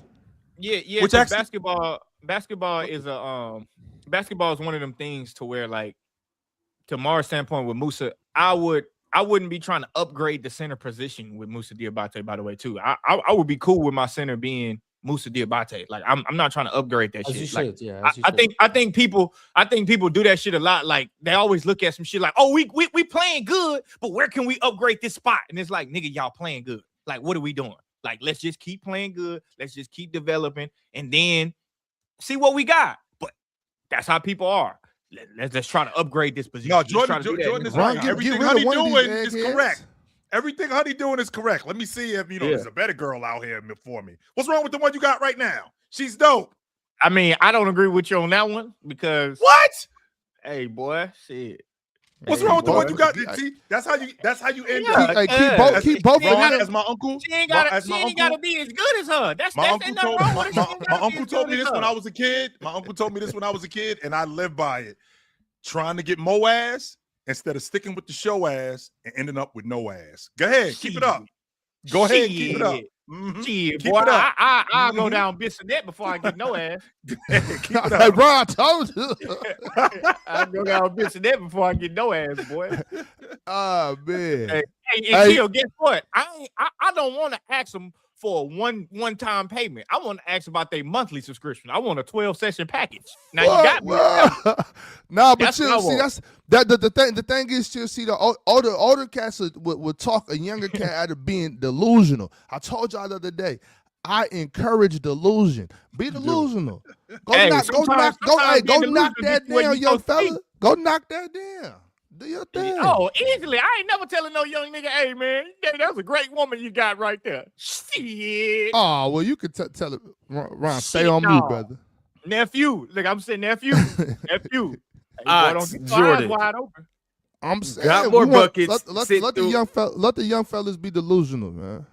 Yeah. Have fun. Got more buckets. Sent through a super chat. It said the only time Ticket TV and Chilltown agree is when it comes to Doc Glenn Rivers.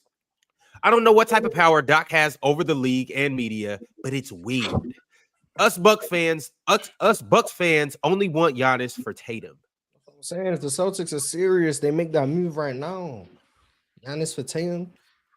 That would be insane. I can't believe that. I don't want to know my take. Jason Tatum, man, out here with no Achilles. Why would you? Help you win no championship? God, y'all don't want to know my take. Boy, them niggas would be hurt like a motherfucker in Boston with Giannis and Jaylen Brown. Would they be hurt when they have that championship? They might not make it to that motherfucker. Man, Jaylen Brown and Giannis gonna win no chip. Hey, I get it. I know everybody hype on Giannis. I now trade Şengün ass for Giannis ass right now. Why is Milwaukee? I know everybody hype on Giannis at the same time, but that nigga be hurt too much, man. That nigga always walk into the locker room. Compared to Mr. No Achilles? No, not compared to him. But I'm just saying, Giannis, his ass be hurt. I know they talking about they gonna trade him. His ass be hurt though, bro. Like, I don't think you can plug a Giannis in mid-season with his injuries issues and win a championship with him. I just don't think so. I think it's gonna be too much of a curve. When the Thunder looking like this, when the Nuggets unhealthy like this, this might be the best chance for someone to buy at the deadline. this year might be the 1 year where buying at the deadline. Well, not the 1 year, but this year might be a year where buying at the deadline with the league looking how it does. That really does like shift the team like crazy. Yeah, it does. But I don't know, man. It's still a learning curve for guys because what they'll have. Well, Giannis, you might have 26 games to get y'all shit together with Giannis. So you know who don't got to worry about that? Cool. The Knicks once they trade Cat for Giannis, that's who don't got to worry about that. That's the move to make. Get Cat up out of there because you can't win with a bunch of dogs when you got a Cat anchoring. Look, they saying that with Cat, but shit, Cat space that flow, boy. I don't think y'all understand. Yeah, then he tries to punch the point guard and it don't work. I'll trade Cat for Musa if I'm the Knicks. You and this Musa shit, Mars. All right, y'all. He's like that. The Hornets will be cold as a motherfucker. The next super chat is from Jordan Reed. It's actually we're gonna take another direction, but before we answer the first part, we'll answer the second part. Jordan Reed said Dylan Brooks dropped 40 on the number 1 team in the East as the Suns beat the Pistons last night. Them boys in Phoenix are a problem. We'll get to that in a second, but also which star would impact well with Giannis? Ant, Brunson, Bam, or Curry? Easily Curry. Easily Curry. I like Ant and Giannis because I feel like working well with Giannis is going to sound counterintuitive. Working well with Giannis, I think you have to be able to work well by yourself. If that makes sense. No, it does. I get it. Screening, being able like not everything like it, you have to be able to play with each other, but also play without each other. And I think that's why I like that. So wouldn't that be conducive to Curry's game? Also, Steph at this point, I would say is a bit more independent than just athletically. Man, but that transition, Mars, that should be fucking. No, for sure. Because when they synergize, obviously now you gotta factor in the Draymond part of that, which I don't like. But like Giannis and Steph, obviously you got Giannis is a rim roller. We know the gravity he commands. Steph is a shooter. We know the gravity he commands. He causing major problems all over the court. I understand that, but then also Giannis collapsing the defense, Steph open threes, all of that stuff. I agree. I think they would synergize as well. But I think Ant's ability to play without Giannis's advantages and vice versa, I think would also make that offense potent. But Steph would probably still be my number 1. So Steph and Bam Brunson, probably. The real answer is Shea. For sure.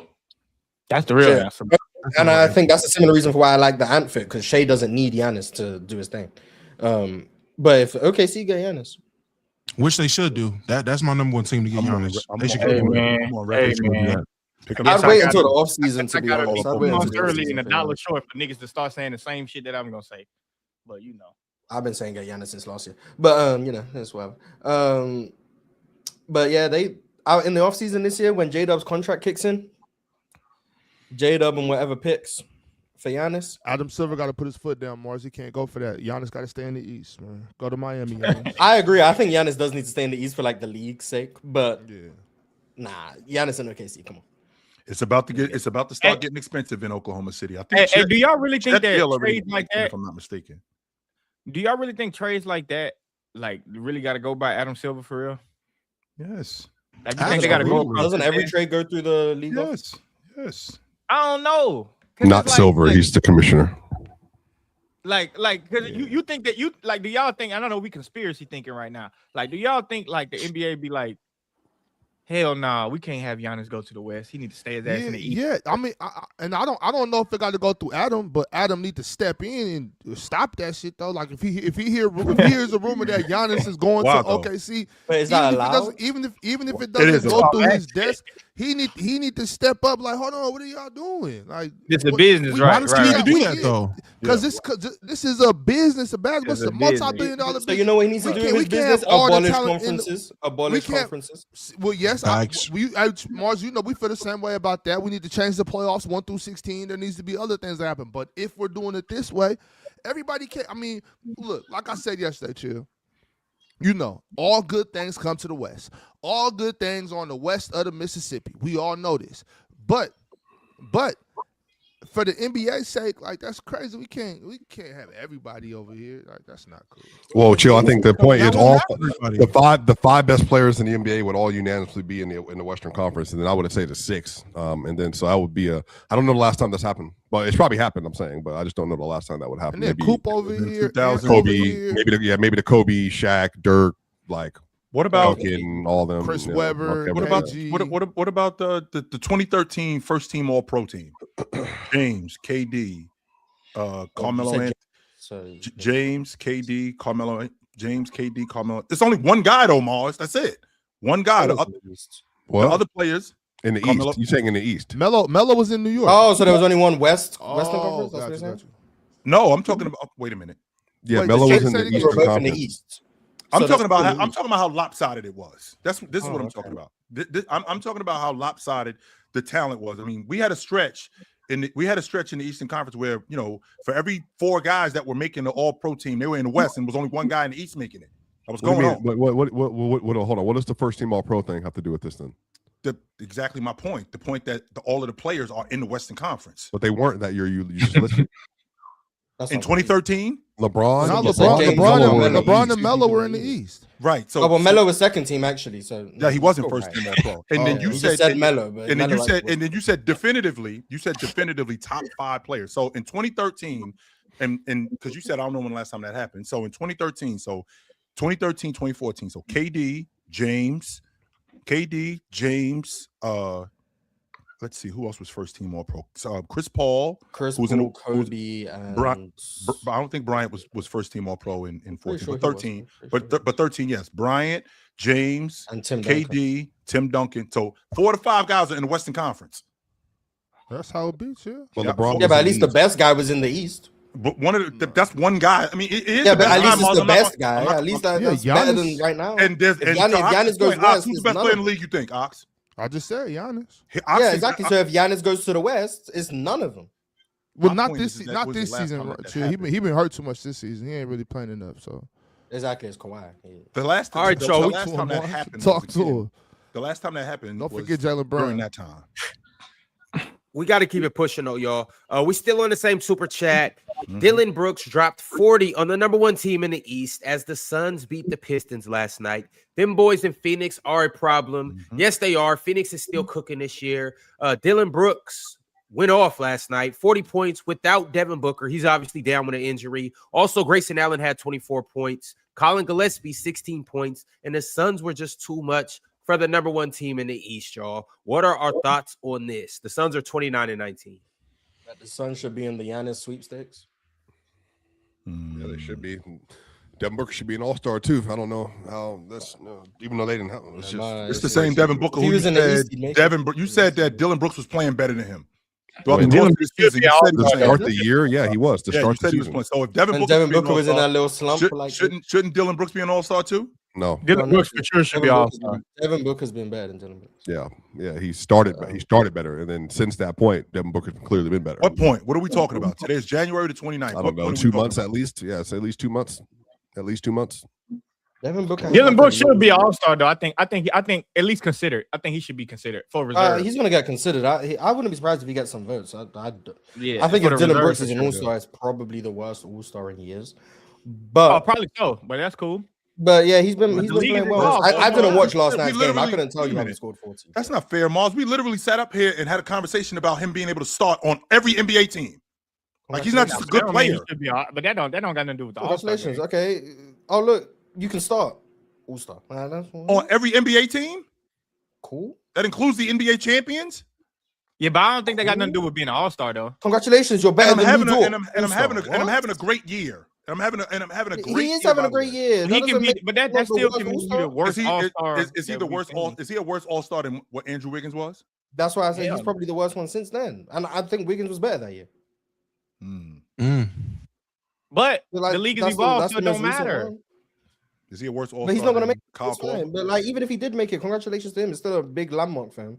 Obviously, like if a guy, I like it when like guys who are obviously, no offense, never going to sniff another All-Star game, make an All-Star team, because that's like a big deal for their careers. Whereas like the 20-time All-Stars, they're shoo-ins. We know they're gonna make it every year. But when a Dylan Brooks or an Andrew Wiggins or a Jeff Teague, when those guys get their All-Star selection, no, I'm respecting, but like we know, like when they made it, you was like, when Kyle Korver made his one All-Star game, Yeah, that was gonna be the best they ever got. Like it was never gonna. We knew he was never gonna make another one, but he made it that time. He was like, "Yeah, congratulations." Brooks will make. If he make this one, Brooks will make another one. Boy, Brooks trying to get big in the streaming world. Brooks is not gonna make another one. You're right. Boy, a lot of people gonna be hurt. A lot of players gonna be hurt. They're gonna have to as the reserve, maybe. Y'all got Dylan Brooks messed up. He's gonna have about 22 next year. No, because Dylan Brooks gonna shoot enough to get himself to 22 for sure. Because Dylan Brooks believes he can score with everyone. And shout out to him. But if Dylan Brooks makes the All-Star team, once again, credit to him, he'll be the worst All-Star in like 3 or 4 years.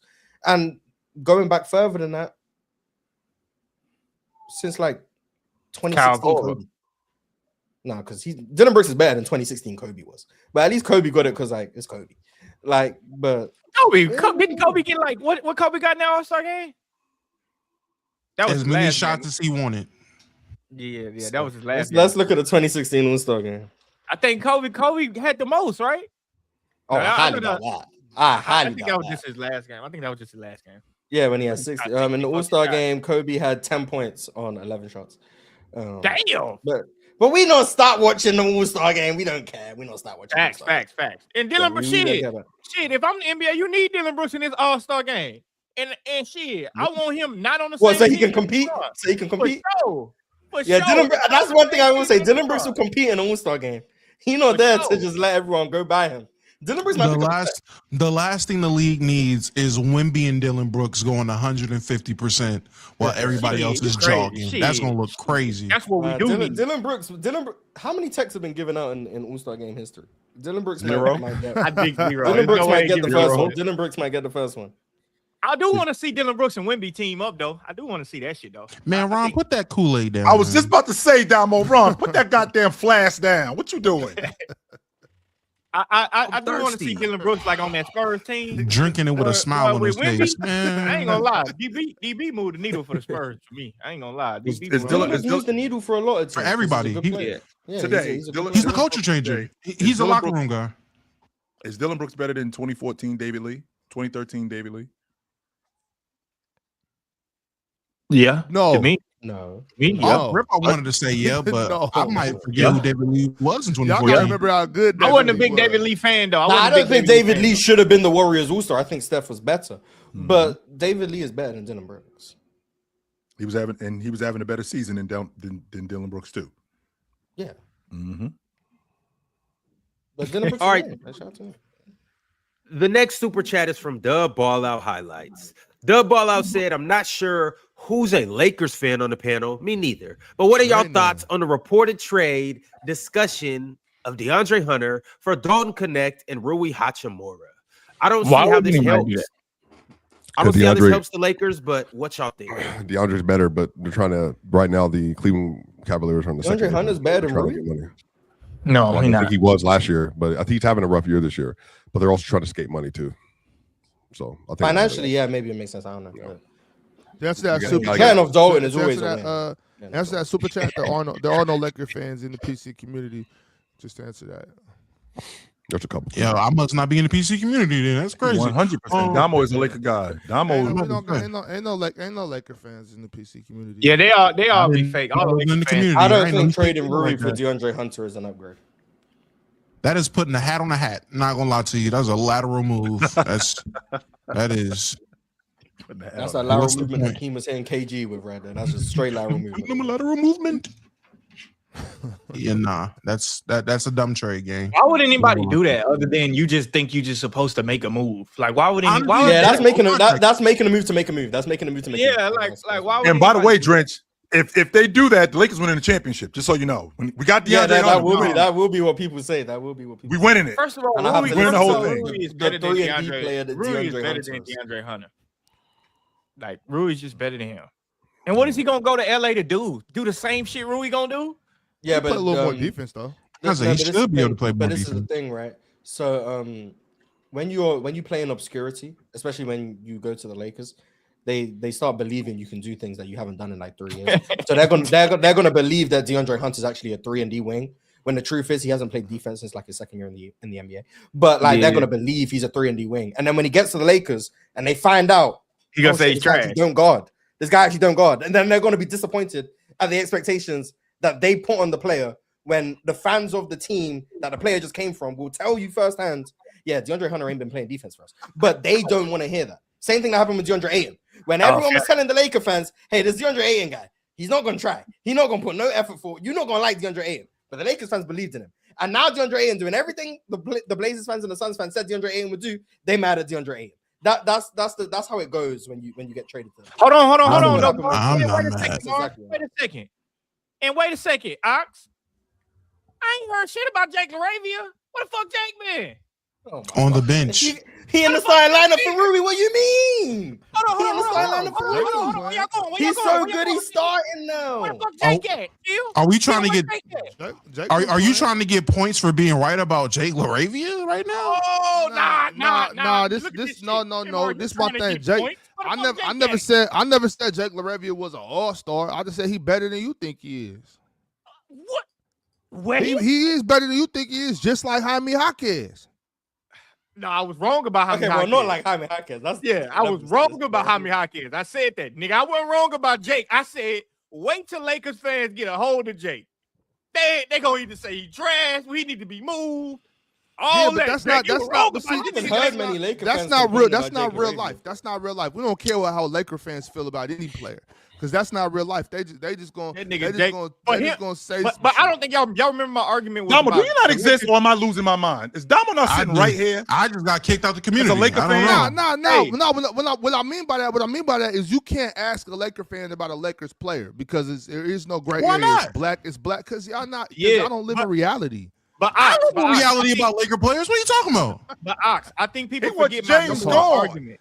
My number one argument about Jake was out of here. It did not. Ox, I think people forget that my number one argument about Jake was it did not justify the Lakers to get him as the number one signing in free agent. That's the first person they signed was Jake fucking LaRavia. And I said, why would the Lakers sign him first? Like that's the first guy they gonna get, Jake LaRavia. And y'all tripping. Jake nice. Now, why do you think that's who they got first? They don't say nothing. Hold on, but why do you think Jake LaRavia was our first signing though? And then we go out and sign DeAndre Ayton. But why do you think that though? Like, why do you think that's the case? Because he literally was the first. No, because don't nobody want to come play in LA. That's why. Don't nobody want to be on the Lakers. That's why we had to sign Jake LaRavia first. That's what that was. That's why we had to go out here and get DeAndre Ayton on a prove-it deal. Don't nobody want to come play for us. Oh man! Why don't nobody want to come play for the Lakers? Because this him. That's why they don't want to play with him at 52 years old. That's why. Who wants to play with this and Luka and Austin Reeves? That's crazy. What? I want to play with that. I agree with you because if you go look at the comments about me saying what I said about LeBron not winning as many championships as Michael Jordan, it was. The ownership didn't want to spend the money. And I said, really? The ownership didn't want to spend the money? No, them niggas didn't want to go play with the king. Why? Why didn't they want to go play with Bron? What year are you referencing? Really fucking any year in Cleveland, to be honest with you. Like, you can say that with any year in Cleveland. Man, I'm talking about Laker years. Niggas don't want to come play with... Oh, my God, the amount of times I done heard reports of... The only time that I think y'all fell short was 21 though. Like 21 was injuries. Right. 24 you weren't good enough. 23 you weren't good enough. I mean that's not really. Why weren't we good enough? Russell Westbrook could have been Which like, year? Which year? Any of the years. That nigga from LA. Chill. That nigga from LA. Any of the years there should have been decisions that were made that weren't made. After that. Because Pelinka sucks. I don't know how you blame LeBron for 23. But remember, y'all flipped the roster after the All-Star break in 23, and you were like the best defense in the league. We always have to flip the roster. Rob Pelinka is a trade deadline merchant. He's horrible in the offseason. This has been a repeated cycle. I just want y'all to know. This is not a knock on LeBron James. I think LeBron James is a great player, but I also think that players, when they like good players, like I'm talking about one of them guys, like when they feel like they can be better. I feel like when they go sign with prime Bron or whatever the case it may be, it kind of make they role a little bit lesser. I don't know if most players want to be okay with that right now. I think they would rather rock out than to just go play alongside Bron. I think the same thing happened with Dwayne Wade. Like Dwayne Wade took it to the back seat and he said it was tough as shit. Dwayne Wade said that shit was tough. So I think that's I think that's the kind of deal. And the same thing. Back seat to the better player though. That's kind of tough. I'm not gonna lie. Everywhere, Swiper. Everywhere. You said say it again, Swiper? Who doesn't take a back seat to the better player? LeBron. He's always a better player, though. He's not always the better player. But it's not even just a back seat. It's just you got to change your whole Is he talking game about Anthony a lot Davis? of times. You damn right, Swiper. You know exactly what I'm talking about. Yes, I'm talking about Anthony Davis. Would not step up to the mic. We wrote the songs for you. He wouldn't step up to the mic and sing them. That's because Beyonce had the mic. That's because Beyonce was doing this with the mic. Beyonce wasn't passing the mic. She was just holding it so you could sing. Here you go, AD. Go ahead and get your words in, AD. AD, go ahead and get. You want to sing this note? Niggas ain't passed the mic. They just held it so you could sing. Don't get me that started. That nigga was holding the mic the whole time. AD kept trying to grab it. That nigga was holding the camera like that, like the cameraman was for Megan Thee Stallion. Damn. All right, y'all. The next super chat is from the Jonathan Frazier. The Jonathan Frazier said, why does OKC not get the injury grace teams like Denver do? We've been down our 2nd, 4th, and 6th best guys for extended stretches this year. We'll be fine, though. Just got to get healthy. Back-to-back quest continues. The reason why you don't get the injury grace. That's why, right there. What you just said. I know plenty of Thunder fans. Y'all do the same thing. We injured, but we all right. We gonna be straight. So you're not getting no grace, buddy. Y'all super confident with a depleted roster, so y'all can get treated like y'all have a normal roster. That's what it is. And Damo, can you tell the people here who's in first place in the Western Conference with this depleted roster, by the way? The Thunder. Yeah, by 6 games. So, I mean, y'all still rolling. So why are we sitting around going, well, I understand that you guys are hurt. So they just started so great. They can go 14-10 over the last 24 and still be top of the West. They were 24. Still be at the top of the West. Hey, that's what happens. Started off hurt too. That's why you put that That's why you put that bread away. Because what happens is sometimes you're not gonna have some money. So you need that extra bread when you do have something go wrong. And things have been going wrong. Thunder offense for sure fake though. That's all I know. That Thunder offense fake as well. Yes, it is. We'll see what happens. I've been had an issue with the Golden State Thunder offense. Damo, they sleep on that cheeseless pizza. They is sleeping on cheeseless pizza, man. Look, we'll talk about that with X-Marks Spot. Yeah, we go get there real soon. As of right now, I got a super chat from JMO Fit. JMO said Jordan and Swiper be arguing like a married couple. Who's the more dominant one in the relationship? What? I'm not gonna read that last part, but yeah, what the fuck are we doing? That's the most important part of the question. You want to read it, Mars? What is we doing? No, Jordan can read it. He could just answer that shit. That's crazy as hell. Jammo F1T. Jammo F2. Even I don't care if you spent money. You a sucker for that. You a straight sucker for that. Yeah, like these niggas. I blame this shit on anime. These niggas see that shit on anime. What the hell anime do to you, gang? These niggas see this shit on anime. These niggas think they can make everything. Anime you watching? See the ones that pop up on them bad websites. Them niggas. What? See this shit on That's not anime, big dog. That's not anime. That's something. Anime. I don't know what That is not called anime. I ain't never seen that before. Anime make everything. Damo, that is not called anime, brother. Something else. That's not anime. He watched that anime with the mom from Family Guy. Nah. Hey, she do be hitting on that motherfucker though. I'm just saying. Right, next super chat is true. That's a weak ass super chat. Nigga got all kind of weird ass fantasies. Like how you the even next come super. I think it's interesting. They assumed who the bottom was. That's interesting. I don't know why. Adding that context to it. But please stop, because I don't even play them type of games. Nigga. You gonna make me call your hands on that shit, nigga. I don't play. As you were saying, Ron, that super chat that you was about to read, Ron. Shit. It's Mr. GQ to you said Neofimo Lopez versus Shakur Stevenson, Keyshawn Davis versus Jermaine Ortiz, Shoo the Truth Carrington tomorrow. # boxing is back. # boxing over UFC. # only girls kick and roll around in booty shorts. ... Tune in for real fighting. Again, another. I'm not comfortable with myself. Who looks at that when they're watching MMA? It's fighting. Like you can't wear a lot of clothing because people would. Yeah, it's just weird. Hey man, why you wasting your time watching them go to 12 rounds for somebody to get robbed yet again? Because there's nothing but politics in boxing. We got a real UFC event. We got a real UFC hard to rob in going on MMA. tomorrow. Yeah, it's hard to rob in MMA. I gotta say, we got real fights going on. Real man sport. UFC what? 235? 3? Whatever it is. I forget. Don't matter. I can't really get into UFC like that. But I can't really get into boxing like that unless one of the GOATs is fighting. But I ain't gonna lie, boxing though, Shakur and T.O., man, I've been flip-flopping on this one. But I gotta go off skill. I think Shakur got more skill than T.O. I think he got more technical skill. It's just he don't punch hard, but I also don't think T.O. can knock. I don't think T.O. gonna knock Shakur out. I just don't think so. I haven't even seen Shakur hurt. I haven't seen Shakur hurt. Shakur barely get hit too. I just don't like how with this fight, because I've been seeing it. I got a lot of boxing people in my Discord. People are trying to make this the race war, blacks versus the Hispanics. We back. We already beat Canelo, buddy. We already no. Let me get this off. We already beat Canelo, buddy. Terrence Crawford already whooped that ass. All right, stop trying to get all these other second-rate fights to get this shit off because y'all got lost. All right, he literally Canelo lost. All right, don't ever hit me. I don't want to hear no more blacks versus Hispanic. Shut up, nigga. We beat Canelo. Damo, that is the boxing community when it comes to blacks and Mexicans. That is the friendliest debate and the most competitive debates ever. That shit is funny. Like, bro. They get their fighter, and we get ours. And I tell them every time, we about to beat the dog shit out y'all. Now, the only one I was disappointed in was Charlo. Charlo went up there and fought.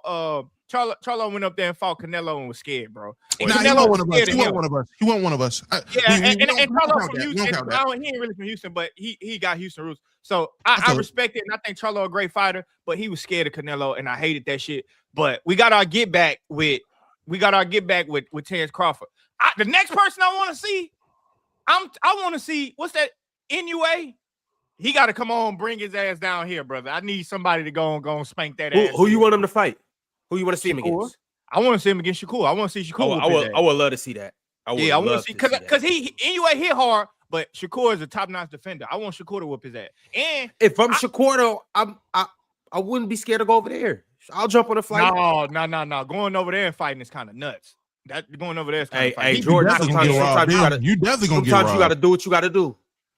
Yeah. No, you don't. But also, if you want the Devin smoke, the Dream Haney too. Niggas be sleep on Devin the Dream. I know Ryan did all that shit, but he was cheating. Devin that shit was cheating. But I'm Devin the Dream Haney all the way. The same Devin Haney that lost to Ryan Garcia? He cheated. I don't want to hear that. That nigga cheated. He ain't cheating. He ain't cheating. That nigga was on drugs. He spent his whole fight camp on cocaine and malt liquor. Yeah, that's cheating, nigga. That's why they don't let you do it. That's cheating. You ain't supposed to be doing that. He spent his whole fight camp on Aiden Ross stream.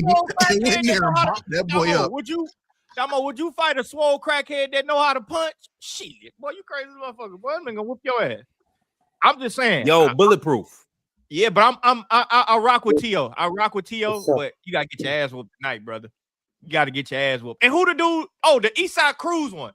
That shit pissed me off. It's no way Lamont lost that fight. I've been saying, and I rewatch the fight all the time. It's no way he lost that fight. But I'm getting tired of motherfuckers reward Eastside Cruz for that bullshit ass fighting he do. He just put his head down and throw 600 punches and land 10. Oh, he aggressive. That motherfucker suck. That's what he does. He suck. Big head ass. It's no possible way Rhodes lost that shit. I'm tired of people giving Eastside Cruz dome head ass a fighting chance. He sucks. He put his head down and just punch and then start laughing. Trash ass shit. We all know when we used to do them fights back in high school, and I know everybody up here know what I'm talking about. Every high school had one of them brawls. We all know what happened. And that's the same shit that happened with Lamar Roach and Eastside Cruz. Ox, I know damn well you know what I'm talking about for sure. Until you do too. I know even in your old days, y'all niggas was doing them black versus Mexicans. Y'all niggas was doing that. We was born with that. They've been doing black versus whoever since boxing started. Because you got to remember that's always been the story. It's always been that. That was Joe Louis versus Rocky. Like that's always been that.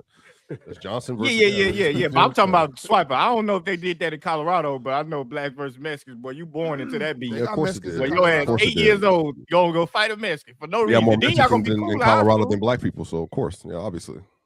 See, y'all gonna be cool in high school, but I know you 8 years old. You obligated to go have a black versus Mexican fight. You obligated. That's just part of growing up. Shit. 10, 12. You obligated though. Y'all know. Jumbo, tell me which one of y'all never had. Mars probably didn't have it. I don't know how many Mexicans, Hispanics in the UK, but Jumbo, it's no way you didn't have a black versus Mexican fight, and we be cool. Oh no. I seen it. I didn't get involved. I was like, that ain't got nothing to do. That ain't got nothing to do with me. What? I got a Mexican homeboy. That's my brother. That's my brother, bro. But we know what time it is, boy. In middle school, that's what it was. So I know. Damo, you went to Burbank. You gotta watch out. Oh, it wasn't. Oh, it damn sure wasn't at Burbank. That's when I moved back to the East Coast. Nah. Burbank. I wish they would have tried that. What? Yo, Bulletproof. What's the word, my man? Yo, what's up? How's everybody doing? Mike Rappaport, what's up, my boy? Hell nah. Amir. Bulletproof. Hell nah. Hey, how that line go from Lil Wayne? Shoot you in your mouth, call it bullet too. Some shit like that. How it go, Bulletproof? Well, matter of fact, since Mars here and we gonna be in LA, say it, Mars. Come on. You think LA gonna let you disrespect Pop? Oh, this nigga went. Oh my goddamn. Mars. Yo, Bulletproof, what's good, man? You got anything for us before we get into these super chats? Yeah, I mean, have y'all talked about the Pistons? They're just one game behind the Thunder now. So should we start taking them more seriously now? I mean, everyone's talking about all these other teams, but I feel like the Pistons they're not losing a lot, and they're actually more consistent than the Thunder this season. Like, they've been on a steady, like, high winning run, and I don't know if they have any weaknesses. Like, that team looks right after they got packed up by Phoenix. You want to start pushing Pistons, bro? Phoenix. That's when they just got packed up yesterday. And they're not one game behind Oklahoma City. No, and they're one loss behind OKC. Yeah, I'm talking about one loss because that's really what matters. They played less games. But yeah, I mean, it's convenient timing to talk about them right after they lose. Yeah, I mean, it doesn't. I mean, the Thunder just lost too, but that's not the point. The point is, what do you feel about that team in the playoffs? Like, what do you think teams could use to stop them, or what do you think they would do against the matchups in the East? Like, I'd love to hear about them as a threat in the East, because now they're just as dominant in the East as the Thunder in the West, but they're doing even more consistently.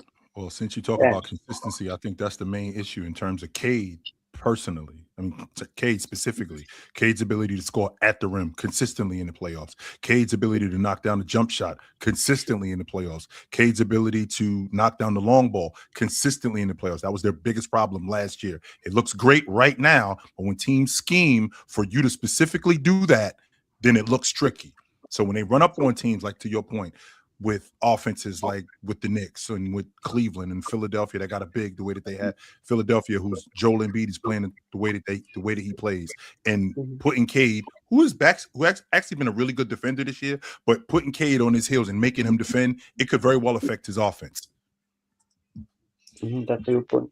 That's a good point. I think Detroit's OKC East. So to your point, yeah, I just think their strengths and flaws are similar, but offensively, I think they're even worse. Cade isn't the same level as offensive player as Shea, but even outside of that, I think they lack creative. Karis LeVert's been mightily disappointing. Jaden Ivey isn't.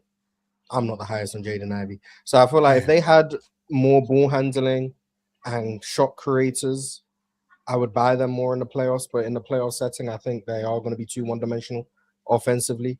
With lackluster spacing, but their defense, rebounding, and the amount of guys they can bring in who keep the energy is going to make them tough to beat. I think they could beat anyone in the East in a series because every team in the East has like glaring holes to me. But when it comes to winning a championship, I have a hard time seeing the Pistons as presently constructed winning a championship. Mars, can't we with the way that they you know, their style of play, because I'm going to play the devil's advocate here. With the style of play that they have, to your point with defense, can we have a goal line? Okay, our goal line is 117. Our goal line is 116. And we're going to hold teams under that with our style of play. We're going to clean glass. We're going to slow the game down. We're going to run when it's necessary, but we're not going to allow you Oklahoma City is a prime example of that. We're not going to allow you to make us play the way you want to play. We're not going to allow the Knicks to make us play the way you want us to play. Is that not realistic for us? Is that not realistic to think that they can win playing that way? They can win by out defensing you, yeah. But I don't think it works as you set a line of, we don't want you to score more than X many points. I don't think it can work that way because you could hold a team to 114. If you score 112, you lose. Sure. So it should just be, we're planning to hold you to less points than we can score. But I can see the Pistons going into series and going into games where they're scoring 97 points. Like, I could genuinely see that happening. Offense outside of Cade is lackluster. You already alluded to some of the questions where that Cade himself has in terms of him being a reliable scorer and creator in the playoffs. They just have too many questions in terms of half-court offense for me to be like legitimate title contenders, which sounds weird because I think they could get to the finals. But like, they're just, for me, is OKC is Denver and then it's everyone else. That's kind of where I'm at. But they're in that next group. So, are the Knicks more like between these two teams? Because when I look at the Knicks, they're my favorite roster in the league, by the way. The way it's constructed, they're my favorite roster in the league. They have the best rebounding guard. They have the best shooting big man in the league. They have the best rebounder in the league. And they have two of the lengthiest defenders in the league. So as a crew, and they have one of the best shooters, like as a crew, I feel like the Knicks have built a team that is very championship-like. Like when you look at most championship teams in history, they look like the Knicks as a roster. But yeah, they have the worst disadvantage though of any of those teams. So I just, that defense with Brunson, I'm sorry, it's just going to be a problem. Yeah. That's what I was going to say. That their Achilles heel is Brunson's defense, and you cannot play without him because he's your closer. He's their clutch guy. He's their closer. So that's probably their only weakness, but it's so bad that it's scary. Like, and it's bad enough that their weakness is related to their best player because you usually don't want that. Like, you don't want your weakness to be something related to your best player. So who are we talking about, by the way? Who are we talking about as the best rebounding guard in the league? Do you think Josh Hart? Okay. All right, I can give it that. Sure. But I can tell you right now, Cat is not a better rebounder than Joker. No, he isn't. Not Cat. I was talking about Mitchell Robinson. No, he's the best offensive rebounder, and I don't think he's a better offensive rebounder. As an X factor, yeah. Let's talk about X factors. Sure. Let's talk about like offensive rebounding. Detroit missing Tim Hardaway Jr. I think is going to be big. Could they? Like I said, they should have been up 3-1 in that series. Tim Hardaway Jr. and Tobias Harris made it all work with Cade Cunningham last year.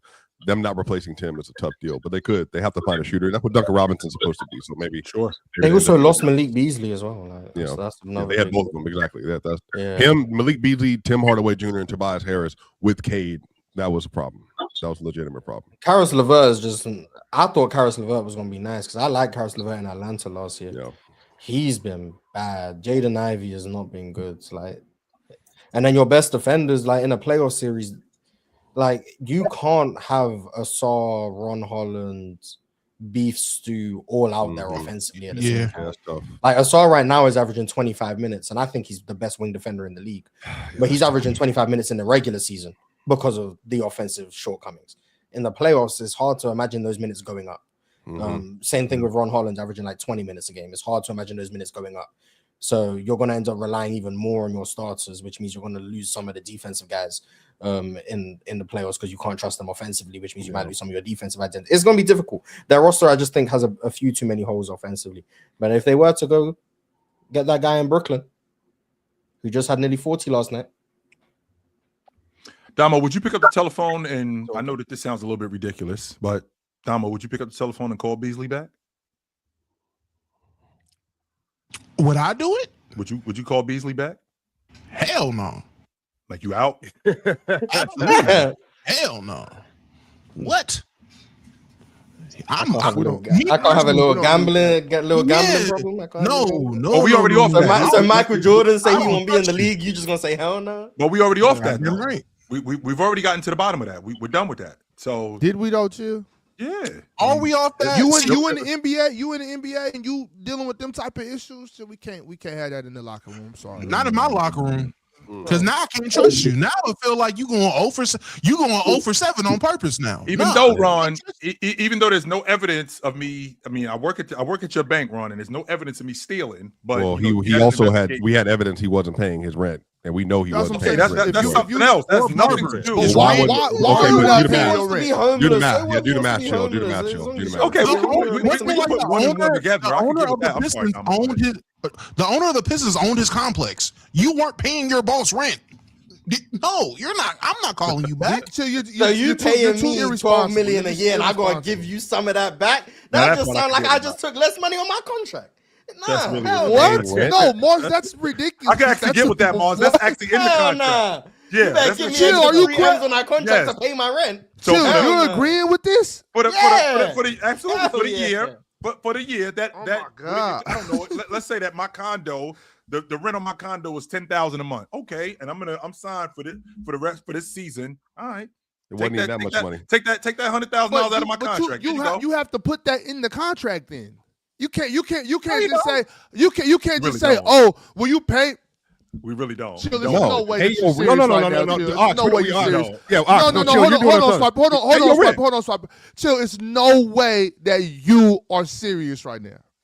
I'm just saying. No. We have these things. They're called gentleman agreements. We do have those. No. Yes, we do. Chill.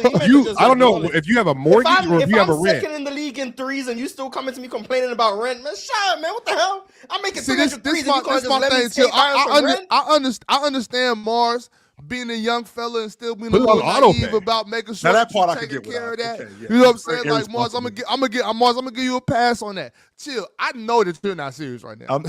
As an adult, no. There's no way. But my thing though, back to what Damo's point though. My thing is, even if you were found not guilty, that's some OJ shit, man. We know what's going on, bro. You can't come in here. Like you can't be in this locker room. We know what's happening. Like we know what's going on, and we don't want that around here. Sorry. All right, fellas, we got to change gears because it is about that time for us to get to the X marks the spot. But before we do that, I do want to let everybody out there know, we have a fantastic community. We have a lot of talented people in the chat. We got a lot of people from all different walks of life that watch Players Choice. However, as of right now, we are hiring a community manager. This will be paid. It will be remote, and it will be from March 1st throughout the duration of the NBA season after a team wins the finals. You can apply now. The link is in the bio. You guys pull up, apply, and we will select the best candidate. And, we need some help. We need a real voice for our community, and you guys seem to do that well in the chat. So you guys apply. We will select somebody, and we will continue to build this empire that we got going on over here. But where that link at? Where that link? It's in the bio. Got you. You ain't got to do it, Damo. We already on the same page. Already took care of it. Don't worry. You got to connect. I got to connect. We got a mutual connect. We good, bro. Got you. Now we get to get to the bottom of this. Yes. All right. I'm on probation with Twitter right now. I woke up this morning on probation. For that tweet that Jordan said, now we got to get to the Jordan of this. Nah, because somebody said something to me, and I'll be in the chat, I'll be in the comments, I'll say something back. And shit. Hey, Swiper, Twitter like, hold on, nigga. No, you want to troll me? We gonna troll me. I'm gonna troll you back. Go ahead. Now, but I don't troll that way. I could, but when I troll that way, chill. I don't play with niggas. I don't play with niggas on Twitter. Chill. I don't play it up. Nigga said the wrong thing to me. I'm on your ass. We can troll another way. You gonna troll a lie? You gonna troll a lie? You gonna troll a lie right now? Go ahead. Let me. All right, let's get it. Let's get into it. Nah, well, there's no holds bars then, right? The first tweet from X marks the spot. Yo, fellas. The first tweet from X marks the spot that we got is a potential 2026 Warriors roster. Now, Basketball Forever tweeted this and said the Warriors will reportedly target Giannis Antetokounmpo and LeBron James this offseason. How do we like this roster for 2027? LeBron as a free agent, Giannis at the trade deadline, Steph Curry. The Nuggets are targeting Ant, if that's what we're doing. So you'll come with Jamal Murray. Personally, I love it for them. Old LeBron, aging Curry, hurt Giannis, and a band of misfits. Hey, man, fail Curry again. Why not? I love it. Damo, you think the Warriors have failed him? Oh, absolutely. Curry, I'm not going to hold you. Curry should have like 6 rings. In all honesty, Curry should have more rings. They failed him between drafting horribly, between mismanaging assets, between not developing players the way they need to develop, between not coming off the players when they need to come off of. The Warriors failed Curry. Ain't no way they failed him for 4 rings. No way. Failed him. I would have 6 rings if he ain't lose twice in the finals. Yeah, it's true. No, yeah, ain't no way they failed him with that type of shit. But you know, sometimes motherfuckers get old. Sometimes you get old. The roster. All right, the next tweet that we got is from NBA Central. Let me zoom in. NBA Central said Karl Anthony Towns' feelings are reportedly hurt due to constant trade rumors. Quote unquote, if you saw Towns after Wednesday night's game, or really if you've seen him at all season, you know that hearing his name in trade talks has come at a cost. Feelings are hurt, egos are bruised, and maybe trust is gone. That nigga Cat went inside the GM office and said, after all that, you want to trade me? After all that? Somebody get this nigga a Tampa. It's when I hear these reports, I always wonder, are these reports from like Cat's representation are saying this, or they're just trying to read body language and come up with conclusions? That's what I think it is. It's the latter, Mars. I don't think it's the former. I think it's the latter, Mars. I don't think it's the former. Cat was disappointed after a loss and he's not playing well. It's the trade rumors getting to him. I feel like that's probably where most of these reports come from. But it's the Knicks. That's a beard. That's a beard, Drench. Yeah, it's definitely the Knicks, though. I mean, you welcomed him into Jerusalem only to crucify him. That's basically what you did. You brought him in, all of this hype about him coming in. You got off of Julius Randle. You finally get Cat in here, and this guy's gonna be the difference. And in less than 2 years, you ready to run him out of town. And yes, athletes, basketball players, football players are human. Ox, you got some nerve sitting up here talking to us about getting him a tampon. When you read the comments, that's Ox, crazy. You've said up here on this show that you read the comments, and it's sometimes when you be like, "Yo, I gotta turn this computer off," because that was fast. I ain't say I gotta turn the computer off. I just get back at you. I got, you know what I'm saying. I'm not crying about it though. My feelings ain't hurt. Man, 100%. This stuff affects these guys. Yes, it does. Now, that doesn't mean that I'm not any less of a man if I'm playing pro basketball and I'm trying as hard as I possibly can and I'm not playing well, and all I got to do is listen to you all day long tell me about how much I suck. Imagine going to work every day and telling you how much you suck all day long. Yeah, imagine that. I deal with that all the time. I deal with that. Imagine that. That's what I listen to. Eventually, you're gonna be used to it at this point. Am I garbage? Maybe I am garbage. No, I'm not garbage. No. But that might just be Knicks fans, though. Chill. I don't know if that's the Knicks fan. I don't know if that's the organization doing that to Cat for him to feel that way.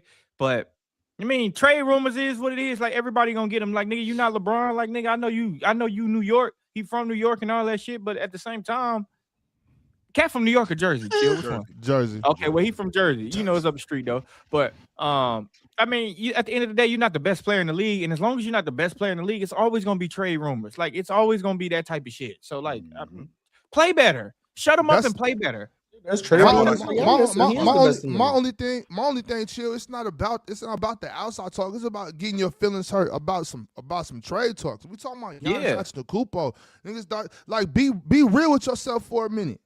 Your feelings are hurt because you might get they talking about getting traded for Giannis. Like, but if I got traded for Giannis, I'll be like, shit, I must be dope. Like, hell no, because you're thinking about moving to Milwaukee. You going from New York to Milwaukee. I know what you're talking about. Milwaukee. If you thought that highly of me to trade for Giannis, for me, yeah, I could. I do. Way y'all thinking about that? Like this motherfucker gonna trade me. How else would you think about it? I wouldn't think about it at all. You could trade it for one of them type dudes. I'm like, that's an honor that they'll take me for him because I know he better than me. So Cat know for damn sure Giannis is better than him. So that's what I'm talking about. My feelings is hurt because you talking about trading me for Giannis Antetokounmpo. I personally think he would prefer Milwaukee. I think Milwaukee got a lot of things to offer as a city. Like what? For Cat? Like what? What you know about Milwaukee? Yeah. What is it? Well, as of this was like 10 years ago, so maybe the stats changed. They have an extremely tremendously large LGBT community out there. I think he can. My God, be nice for his brand. You think Cat go the other way? Jesus Christ. You think Cat go the other way? Oh, there's like 76 letters in the acronym. I don't know what way he goes. I'm just saying that community is definitely gonna support him. I'm not saying anything of the sorts of where he swings. I don't know where he swings. His girl is bad. I'm just saying there's a tremendous amount of letters in the acronym. Yeah, I think they even put S up there. Oh my God, there's an S there somewhere. Boy, after all that, that's what we gonna say about Cat. After all what that, did I say about Cat? That there's a great market for Cat? That's what I said. What are we talking about? Yeah, I thought you was gonna go another place. I do know some beautiful young ladies out there from Milwaukee, though. I do know a couple of them. So, but y'all ain't seen the Milwaukee young ladies in New York. I'm sorry. Milwaukee does have some dope dances, Damo. I ain't gonna fight that. Yes, they do. They got a dope dance team. Yes, they do. Cat'll be fine out there, man. I think he'll really like it. What's on the Milwaukee dance team, though? I don't think they want him, though. I don't. I mean, I know I wouldn't. What I'm gonna do with Cat and Miles Turner? Yeah, I don't think they want him. The hell am I gonna do with that? Hey, that might be a good ass combination, though. Cat and Miles Turner.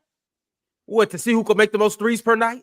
I think that you guys are. When you guys talking about Cat getting, when you guys talking about Turner be doing that yoga and shit, though. I see Miles get up there and split his. That'll be the funniest front court I've ever seen in the NBA, boy. Miles Turner and Cat. But when you're talking about Milwaukee trading for Giannis, I mean, remember who to you guys' point, who's their second best player? Ryan Rollins. You know what that means, Damo? That means that I'm starting over. Like when I move up for Giannis, I am literally starting over. I have nothing here that's substantial like right now, which means that I got to build this through the draft. So I got to get with a crew that's going to give me draft picks. The Knicks don't have that. They gave all their draft picks to Brooklyn. They don't have any draft picks. Now, the idea is, well, we're going to get a third team involved in this. No. The team that has the most draft picks, that's who I want to get involved with because I need all of these draft picks so I can start building my team again because I don't have anything once I move off of Giannis. Nothing. Or they can win a championship with Karl Anthony Towns. Who knows? How about that for an idea? How about that? No, 10 years ago, Cat was the player the GMs voted as who they'd build around. So that is what I traded him for. So, well, but that means Milwaukee could just build around Cat and be like, see, you guys were right. Build around Cat. He's your franchise. Mars, what do you be keeping this shit at in your bag? Like, do you just keep this shit like on the side so you could just bring that up? Like, for you to just bring this shit up right now is just crazy. It was relevant to the conversation. It was relevant to the conversation. I do not remember that poll. That was definitely a thing. He was the first overall pick, and he's not bust. Why wouldn't they vote? God damn, Mike, you all right? He agreed with me. That's what I meant. Oh, okay. All right, we go get to the next tweet. This one is rather interesting. This is from a guy named That's Damo one. The fuck is that? Hold on. Please let me give let me go ahead and nigga, that's a picture of high cholesterol. It's a cheeseless pizza. Bro, what? Yeah, cheeseless pizza. Listen, a little bit of backstory. Yeah. Last night on the pod, the question was brought up, what's your go-to topping or your go-to pizza? People were selling whatever their pizzas was. And I revealed to the world one of my preferences. Is this what I get every time? No, it gotta be from special pizza joints to get this. But cheeseless pizza. I've seen a lot of people. No. This is an Italian spot, Elizabeth's Pizzas. This is a little Italian spot I used to work at. But cheeseless pizza, I just came to find out that a lot of people don't believe once you remove the cheese, it's a pizza. I didn't know that was the case. I didn't know cheese is what made it a pizza. One, it don't look bad at all. It's actually very delicious. Two, gang, the way it's made is how it's a pizza, and the cheese don't make it a pizza. What is that on it, Damo?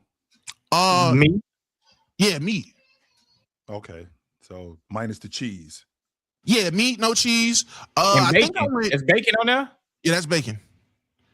Damo, be real. You ate that shit all in one setting, huh? Hell no. Who do you think I am? I don't know. Jordan, you just so goddamn messy. What? I swear, Jordan. I just thought you told that shit up. I didn't ate a piece of the phone. Nah, I didn't eat half of it in one sitting, and the next half the next day. Motherfucker ate 6 pieces, and y'all gonna question me if he ate the whole thing. Four pieces. So essentially, what it is, Ron, is essentially what it is what do they call them? A veggie burger. But it because pizza without cheese and the stuff on it, take all of that meat off and put vegetables on it. That's basically what I could eat.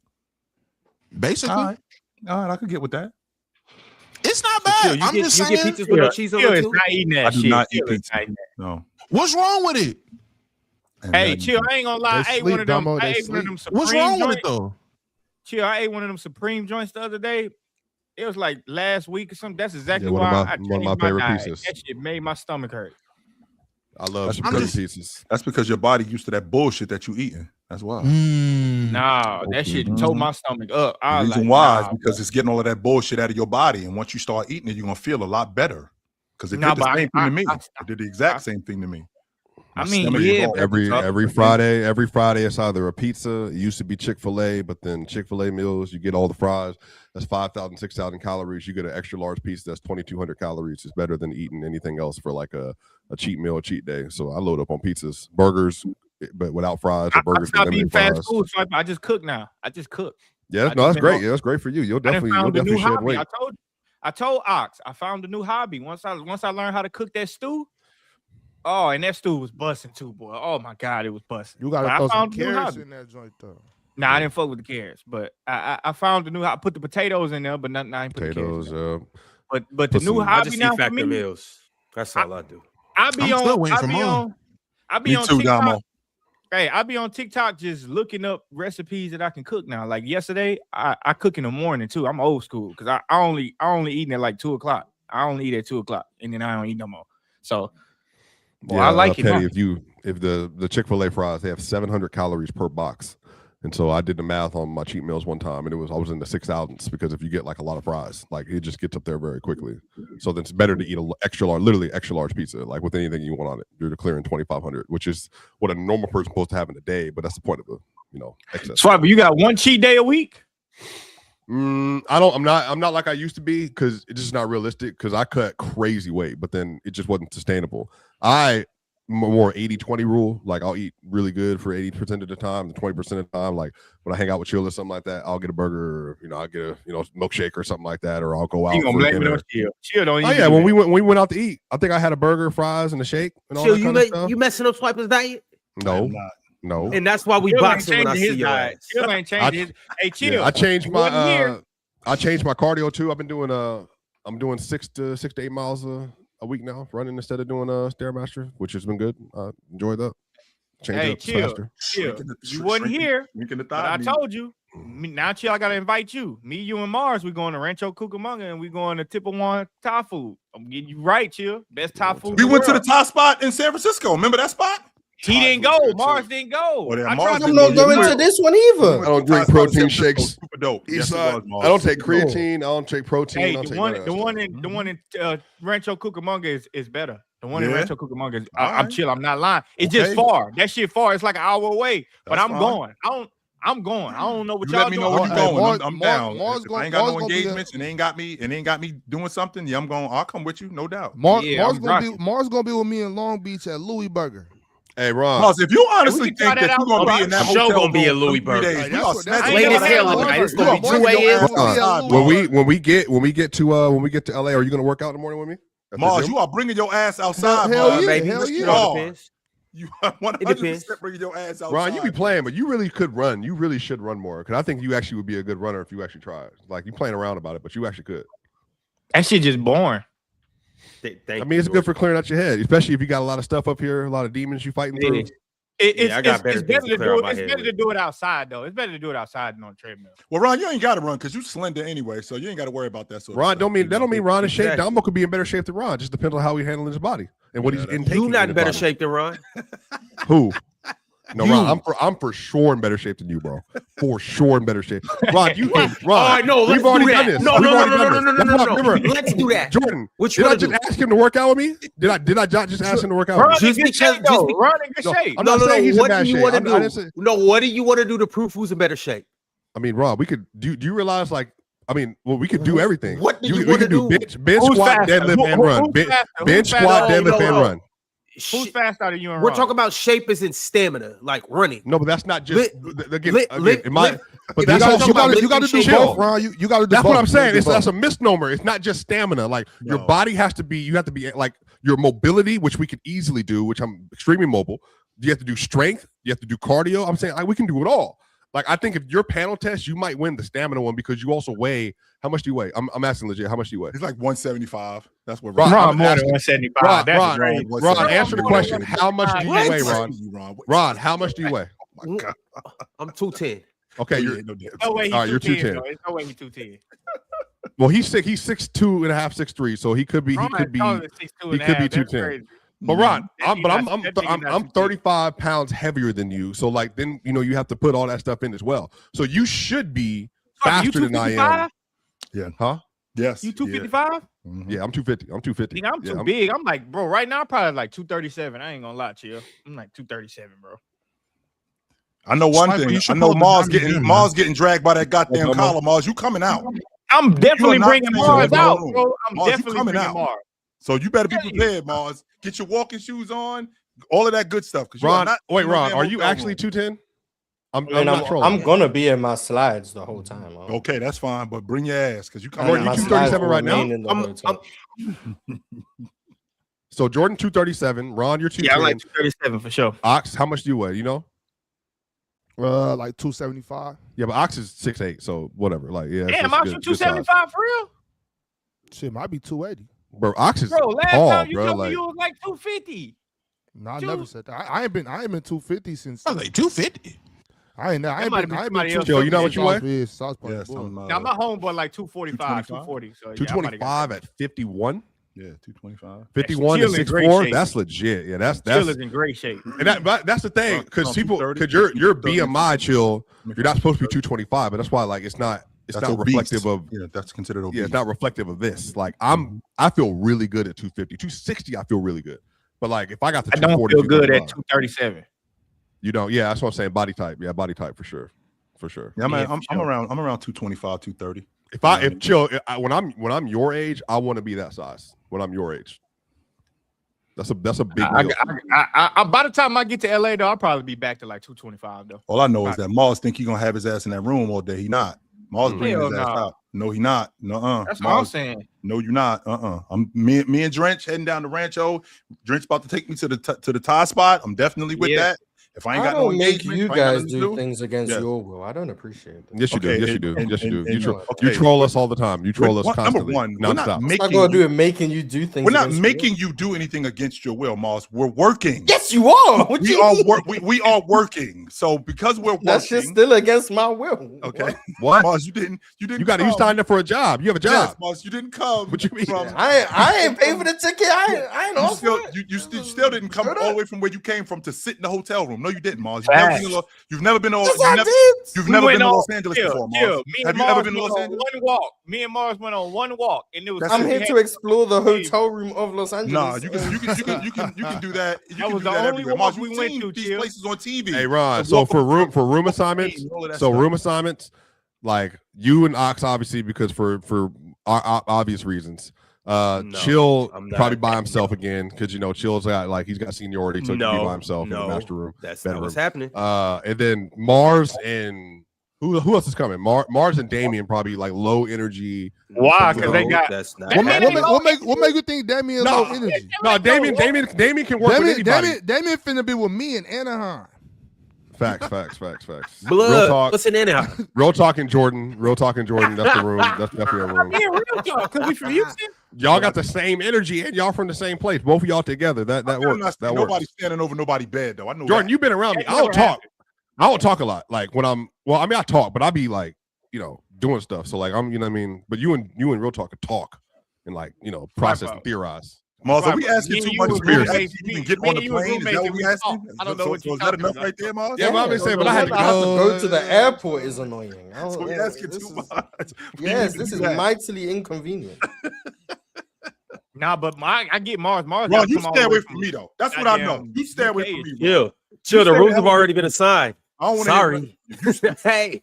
Sorry. No, then Ron, you're gonna see hey, Dama, you're gonna see Ron come to the show like this. He's gonna be lumped up. Damn, he gonna be 10. And also, chat, y'all gotta realize what you see on the show, it's real. It's like not that it's fake, but like when you are in a real life and you're a human being, whatever you see is toned down a lot. It's not actually like, you know, people sparring at you toned down because you an internet personality. No, you are toned down. I'm just a grown man who's an adult who's at work. You drinking Everclear at 9 a.m. That's what I'm saying. That's a what are you doing, bro? Oh my God. I can do that though. I can do that though. Put that damn bottle down. You crazy? Hey, but bro, I can smell it. We had a joint room. This shit almost gone. It's 9 a.m. I just got back in from the workout. What is that smell? Is it permanent marker? Ooh, that smell. No. Hey, chill. Hey, it's all good. You got the pull-out couch though. You'll be all right. Damn, chill. He ain't gonna let you get the bed straight. He not even getting in the room. I'm not rooming with Ron. Hell no. Hey, chill. You go get the key. You gonna go upstairs. You gonna think you walking into a nice little suite. I ain't even gonna say nothing either. You gonna walk in. You gonna start unpacking your bag. You gonna start laying out your laundry. I know how you do when you get in your room. Start laying out everything. You gonna turn around and you just gonna see me on the bed like this. And I'm dragging you by your feet like this out the room. Get this motherfucker. Hell crazy. No. Hell That's no. Crazy. Anyways, I'm rocking with Mars again. It is what it is. I gotta rock with Mars again. Y'all had a good time. Nah, not like that. Put your fist. Yo, down. y'all had a good time. Nah, I don't know about no good time. Me and Mars is cool. We locked in. Mars is a nice guy. It's because I'm low maintenance. It's because I just sit in silence. There's no. He definitely low maintenance. Low maintenance. But I was shocked. No disrespect to Mars. You know, everybody be making jokes about Mars. Mars don't eat that much, bro. I keep telling you. I told somebody. It's because I'm lazy. Like that's why. I'm not that evil. I don't eat that much. I just don't do anything. The reason why you don't eat that much, Mars, is because you ain't got a partner. Once you get a partner to cook for you, then it's gonna be different. No, you do not know my situation. Then yeah, Mars got a boy. Mars got a couple of them. I don't know what you talking about. My situation. But yeah, that I get maybe that's one thing people don't know about me. I don't eat that much. I just don't do anything, so I'm fat. But I don't eat that much. And he look at the nutritions on the back of the foods. He be looking at the drink like, God damn, it's a lot of sugar in there. I'm like, that's one. Yeah, you guys. I don't know. You guys, bro. He looked at. Look, crazy. We got that. I forgot what that drink was called. What's that shit we got from the little soda? It's not Sprite. It's called the other one. 7-Up. No, he's talking about Starry. That's what he talking about. Starry, yeah, it was Starry. That shit was ridiculous. You know how much sugar was in that? Yeah, that was crazy. God damn, it's a lot of sugar in there. I drunk the shit out there. I don't know. I had about 3 of them. Yeah, you had all of. Yeah, I wasn't drinking that. That was. I like the fuck you talking about. All I know is when we go out to eat. I don't know who it was. Anybody up here? Somebody was complaining about like the food. Like we went to a Mexican spot. Like I don't want no Mexican. I just had Mexican. What's it got to do? We had a team dinner. Stop complaining. It's free. I don't know, but that burger spot Pirate took it to, that was the nastiest fucking burger I ever had. Pirate, I don't know what the fuck. That shit was weak as hell, Pirate. That shit was weak. No more motherfuckers. When you guys made me try like all that shit was stuff. Horrible. The pretzels and stuff. Yeah, the video that never came out. That food was garbage. Apart from that brownie thing that I had, that was nice. That brownie thing was nice. So the food coordinator, no more. So Swiper, the food coordinator, that's it for that. You done. Swipe. No, me? Hey, but that wasn't me. I wasn't the food coordinator. That shit was ass. That shit was just like his community that eat that shit. I'm not. You talking about Pirate, not Swiper. You talking about Pirate. Pirate picked that place. I'm not surprised Pirate picked that food because he probably think that shit was delicious. And Pirate tried to put us in a booth. He tried to put a bunch of big men in a booth.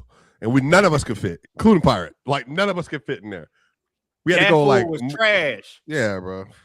That was some of the worst unseasoned food I ever had in my life. I'm done with these places not having menus, man. Why I gotta scan a QR code to go see the menu?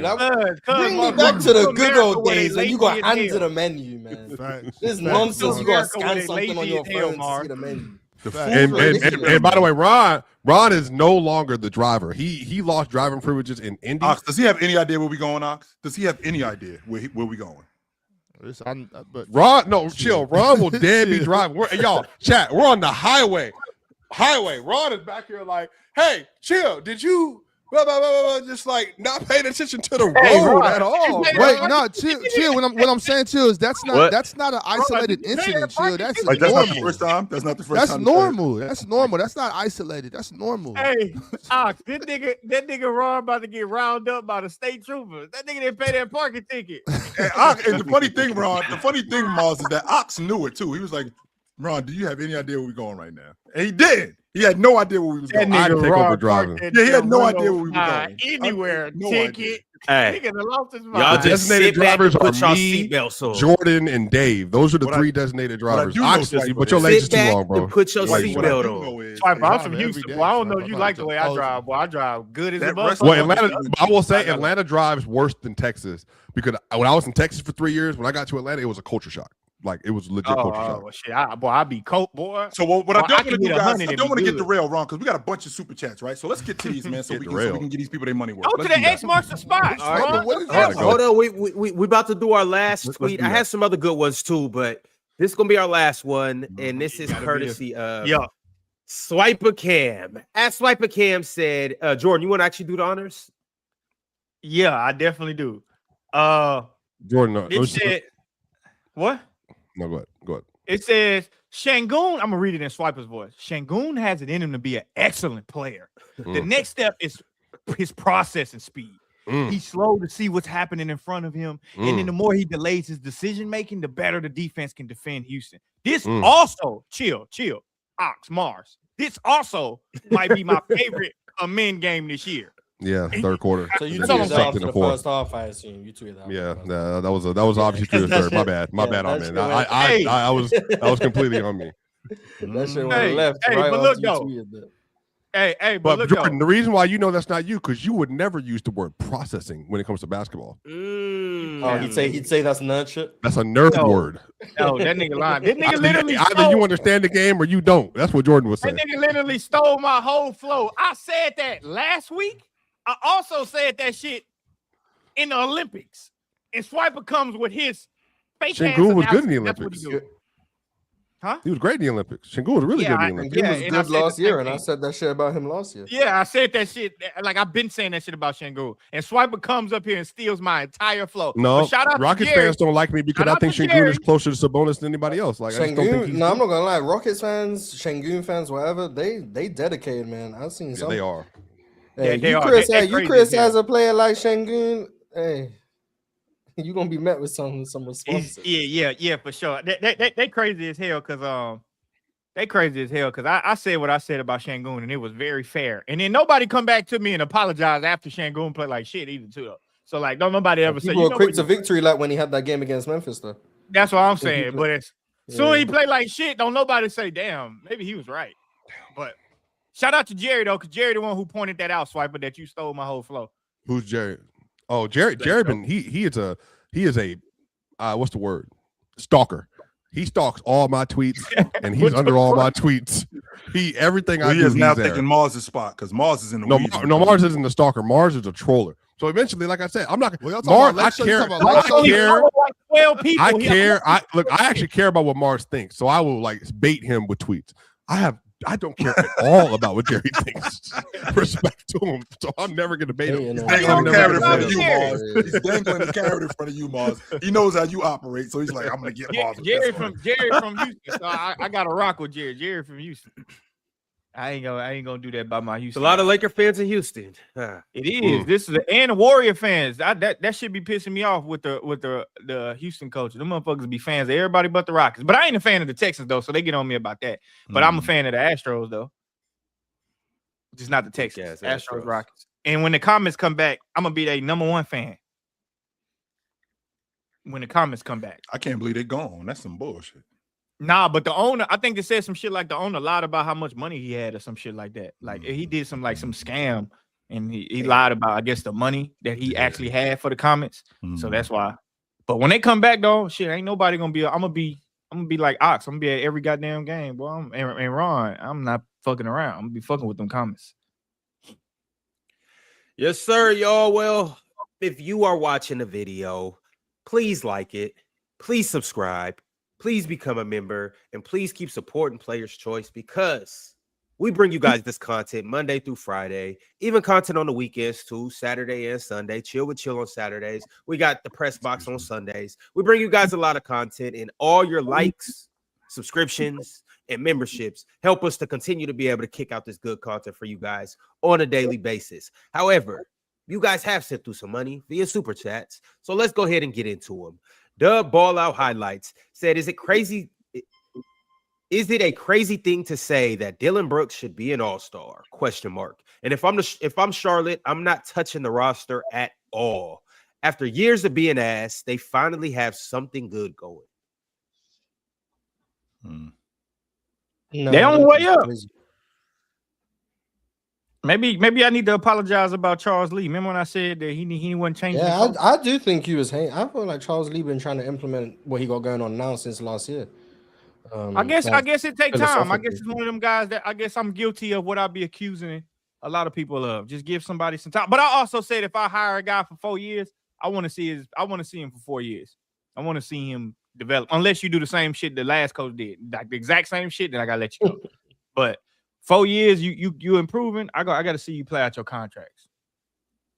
I agree, Dub Ball Out. I wouldn't touch nothing if I was the Hornets. And you guys also said it's not crazy for Dillon Brooks to make the All-Star team. I mean, I don't think it's my All-Star team, but I wouldn't be surprised if he made it. Yeah, I wouldn't be surprised if he made it. No, I wouldn't be at all. Coaches can't be hating on DB. All right, we got another super chat from. Yeah, he was with Love. G. I don't know what the last part is, but we got a super chat from G. G said the highest scoring games in NBA history at 18 and 19 years old while playing without a PG, mostly self-created, but he would go 6th in the 2026 draft. We need more L's so we can have a chance at Flemings or Wagler. It's not Wagler. I learned it's Wagler, which is crazy. Dallas get Flemings. That'd be good. I like that because he an elite playmaker. So they get him. Is Wagler really good? Is he German? The guy Wagler, is he German? Or is he I don't know. I don't know. But they was getting on me, Chill. They was in the comments. They was like, it's Wagler. I'm like, the fuck? It look like it's Wagler to me. Nah, you don't know, boy. But hey, he cold though, Chill, bro. Young boy got game. By March, and he takes some names in March. Hey, y'all better watch out. I don't know if he's all right. Drake Q said Coop last 20 games. He's averaging 22.1, which is top 30. Put Kyrie and AD next to him, and he will get much better looks. He definitely can average 27 plus while being an amazing defender. I can tell you one thing, Chill. Rich Paul got about 2 more days. The nigga ain't gonna be traded by next week. So I gotta bet you that. Unless something happen in the next couple of hours, shit, then we can talk trade talks. Shit. Matter of fact, that nigga got 1 more week. Nigga, we gonna go all the way up to the deadline. Then we can talk trade talks, Rich. Dang. I think Coop scored better without AD than with him.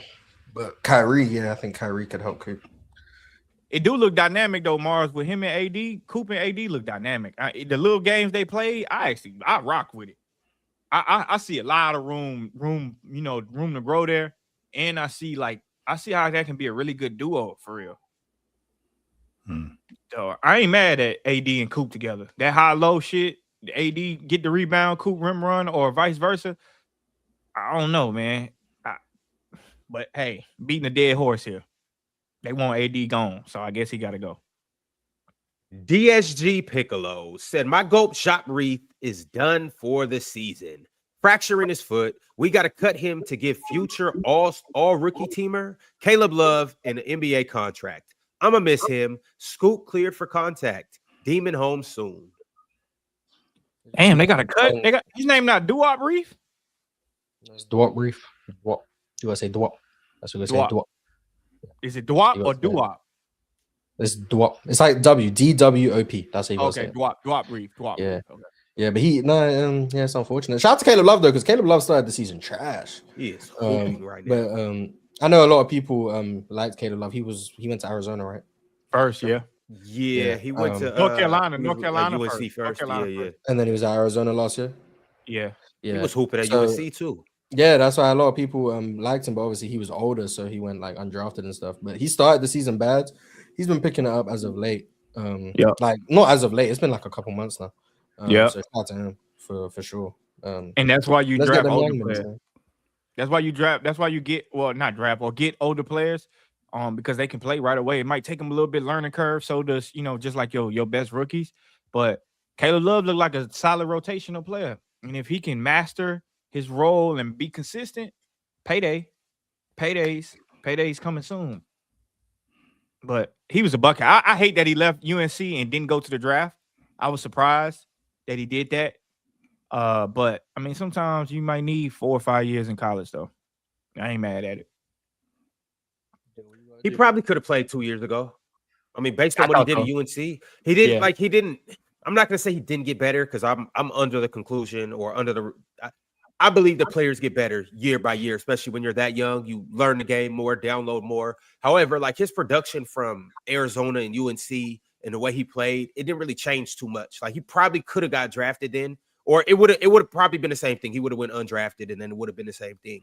But he could have for sure been in the league for the last couple years. They might have drafted him because of the youth. That shit happens. Like your first you get out of college and you got that buzz, they draft you. But if you keep that same buzz for 4 years, then they eliminate your ass. Just like Aaron and Andrew Harrison, kind of the same way. Mm-hmm. They was mad at them for not leaving their first year, and then they come back the second year and they damn near go undefeated, and they don't get drafted. Well, Aaron did, Andrew didn't. No, Andrew did, Aaron didn't. So I don't get that, but whatever. Kareem Miles said, speaking of Steph and Giannis, offensively, would you rather have Steph-level shooting or Giannis/LeBron rim pressure on your team? Rim pressure is easier to slow down, but shooting is depending on making the shots. Rim pressure is easier to slow down? Seeing LeBron's rim pressure get slowed down for real, but I mean, I guess. We just saw the defending champs lose because they couldn't make baskets last season. The Celtics ended up losing to the Knicks because the 3-ball that they were heavily relying on, they couldn't make it. I mean, I could get to the basket. Could be able to. I could definitely get to the basket. My thing about that part is about like the shooting is dependent on making a shot. That's true, but like rim pressure is dependent on being able to apply that pressure and do something with it, whether you make it or if you're dishing it. But shooting isn't necessarily dependent on making the shot, because if you have a guy, like we were going back and forth about Klay Thompson last year, or maybe it was the year before, and it's like when Klay Thompson has the ball, no matter what, you have to close out on him. So when you have shooters like that on your team, the defense has to respect them. So I don't know. It just depends on what we're talking about right there. Like if you got shooters that are known shooters, defense has to respect them. Defense has to shoot. Defense has to close out. Defense has to shift. Defense has to always be aware of where they are. So it just depends on what you're doing with your shooting and what you're doing with your rim pressure. So I don't know. Yeah, there's no one answer. I'm always going to value the paint touch. I think paint touches is the key to any offense. Getting paint touches is what makes everything possible. So if I have someone who can just get me a paint touch every possession, I'm a usually go with that guy. But to your point, yeah, it can be a case by case situation. With shooting, I think you have to. I think with teams that shoot a lot of jump shots, I think you have to play the possession game. You have to just get shots up a lot of times. With paint touches, you can kind of be a little bit more methodical. Like I remember I was coaching a team, and we didn't have that many guys that could get to the basket, but we had a lot of guys that could shoot. Like my guys was afraid of contact and shit. So the one thing I realized, like, in order for you to have a chance, you gotta take more shots than the other team, like way more shots than them. Like you gotta pretty much double the shot input in order to stay in the game. Or you're gonna blow their ass out. Or you could get blown out too, though, by the way. But paint touches, you can be a little bit more methodical. You can kind of slow it down, get it for sure points. It's like gambling a little bit. So I'm with Mars. I value the paint touches too. Alan L sent through a super chat, but I'm not going to read Alan L's super chat because Alan is the L. What I am going to do, though, And shout out to our Dub Hall of Famers. Salute to Kingster, Rob Deere, Teddy Hart, Spider Gang, D&E MLV, Drago FC, Small Boxes, Cheese, Worldwide Maze Television, Multi Kenny, and my man Bulletproof, who was just up here today. If you're a Hall of Famer, salute to you, and keep going in the Hall of Fame group chat that we got. All right, now back to a guy named Alan L. Alan L said, who are the top 5 rookies of the last 20 years? I got Chris Paul, Luka, Cooper Flagg, Wemby, and Kevin Durant. Also, 77 been playing top 2 basketball all of January. We are back. That's a loaded ass question. Last 20 years. So what's that, going back to 05, 06? So we going back to Andrew Bogut and Bogdan. Blake's got to be up there, no? Top 5. Blake came out in 06, or he came out in what, 07? Blake got drafted 09, but he ain't played. So he missed his first year and then played his second one. But I don't count those rookies. Oh, so Ben Simmons don't count either? No, not for me. I probably would have. You do Joel Embiid then shit. Yeah, Joel wouldn't. Well, Joel didn't play 35 games. Rose, Griffin, Wall, Irv, Anthony Davis, Anthony Bennett, Wiggins, Cat, Ben Simmons, Fultz. I think y'all forget how good Malcolm Brogdon was. Yeah, he was a good rookie. I got Wemby for sure. I know I got Wemby. Yeah. Like no doubt I got Wemby. Tyreek for sure. K was pretty damn good too, though, as a rookie. Chet was good, but he was another one of those missed the year rookies. So I'd have Wemby, Luka for sure. Donovan Mitchell had a really good rookie year. I'd probably have D. He had a really good rookie year. Yes, he did. I'd probably have Donovan Mitchell. Am I tripping? Or Cade had a good rookie year too. Cade did have a good rookie year, but I don't think Cade was better than Evan Mobley. But that's just my opinion. You don't have to agree. I thought he was going to be rookie of the year. I think Tyreek Evans for sure. Yeah. Was Tyreek Evans better than Damian Lillard? Dame had a good rookie year. He did. I thought Anthony Davis was bad, but Dame did have a good rookie year. The last 20 KD years? probably is up there. KD is probably up there. Yes, he is. I guess you got to narrow it down to 5. That's hard. It is hard. CP3 definitely he got to be in the top 5. CP3 is definitely in the top 5 for rookie year. Yes. Yeah. So I would say Chris Paul, KD, because we're just not doing the missed your rookie year because of injury. So second year rookies. Chris Paul, KD, Wemby, Derrick Rose, Luka, Wemby, Luka, and who was the other person? D Rose. Gotta go D Rose. Was D Rose as a rookie better than Brandon Roy? Damn, I forgot about Brandon Roy. No. Oh, what year Brandon Roy came out though? 07. 06. Donovan Mitchell was the other name I said. Donovan Mitchell. So yeah, I got Wemby. So going backwards. So Wemby. Who